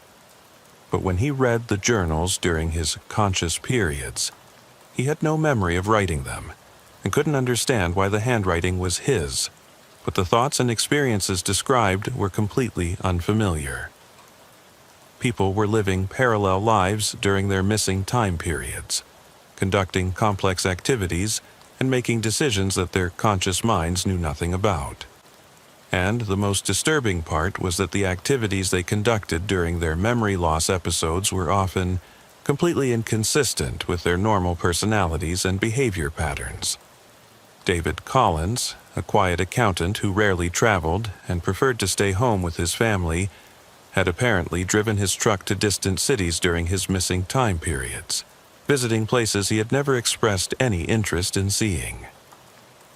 Margaret Foster, a meticulous housekeeper who maintained an organized home, had apparently rearranged all her furniture and belongings in ways that made no sense to her conscious mind.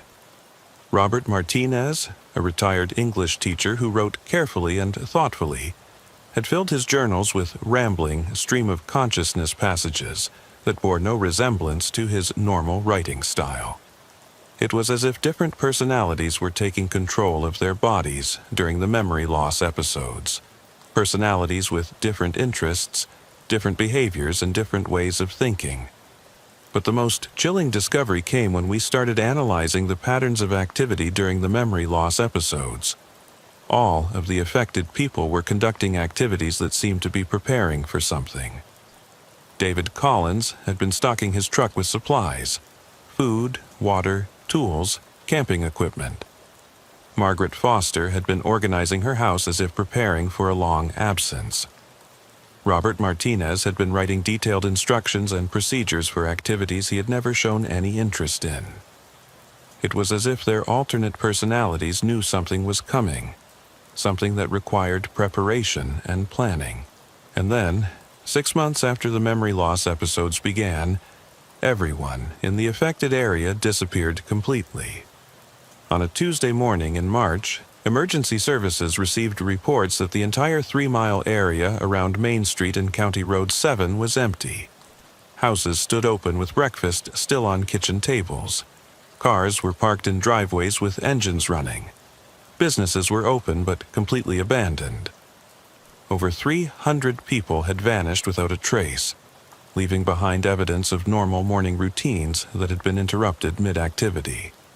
Search and rescue teams found no signs of struggle, no evidence of violence, no indication that people had been forced to leave their homes. It appeared that everyone in the affected area had simply stopped what they were doing and walked away, leaving everything behind. The missing people were never found. Despite extensive searches involving local, state, and federal agencies, despite investigations that continued for months, despite rewards and publicity campaigns, none of the 300 missing residents of Millfield Township were ever located. The area where they had lived remained empty. No one would move into the abandoned houses. No one would operate the empty businesses. No one would even drive through the area unless absolutely necessary. Because everyone who spent time in that area started experiencing memory loss episodes. And eventually, they disappeared too.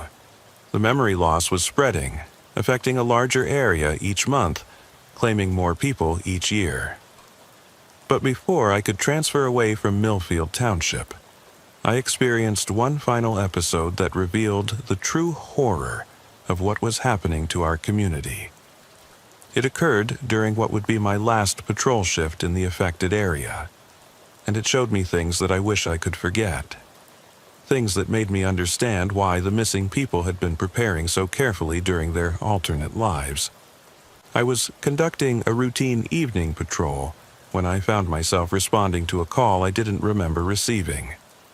According to my patrol log, I had been dispatched to investigate reports of unusual activity at the abandoned Millfield Elementary School, which had been closed for 5 years due to declining enrollment. Unit 89 to dispatch. I'm on scene at Millfield Elementary. The building appears to be occupied despite being officially abandoned. Multiple vehicles in the parking lot. Lights visible throughout the structure. But I had no memory of making that radio transmission or arriving at the elementary school. The first thing I consciously remembered was standing in the school's main hallway, surrounded by all the missing residents of Millfield Township. Mrs. Harrison was there, along with David Collins, Margaret Foster, Robert Martinez, and hundreds of other people who had vanished over the past 6 months. They were all engaged in purposeful activities, organizing supplies, setting up equipment, preparing what appeared to be some kind of permanent settlement within the abandoned school building. But the most disturbing aspect of the scene wasn't seeing all the missing people alive and well. It was realizing that they all looked at me with recognition and familiarity, as if I had been working alongside them for months. "Steve, did you finish checking the perimeter security?" Mrs. Harrison asked, speaking to me as if we had been having an ongoing conversation. "The supply inventory is complete," David Collins reported. "We have enough resources to sustain the community for at least 18 months. "The communication systems are operational," Margaret Foster announced. "We're receiving signals from 17 other locations across 6 states. I stood there in complete confusion, unable to understand how these people were talking to me as if I was part of their community, part of whatever they had been building during their missing time. That's when Robert Martinez approached me with a thick notebook filled with detailed plans and diagrams. "Steve, you helped us design the expansion protocols. Don't you remember? We've been working on this together for months during your alternate shifts."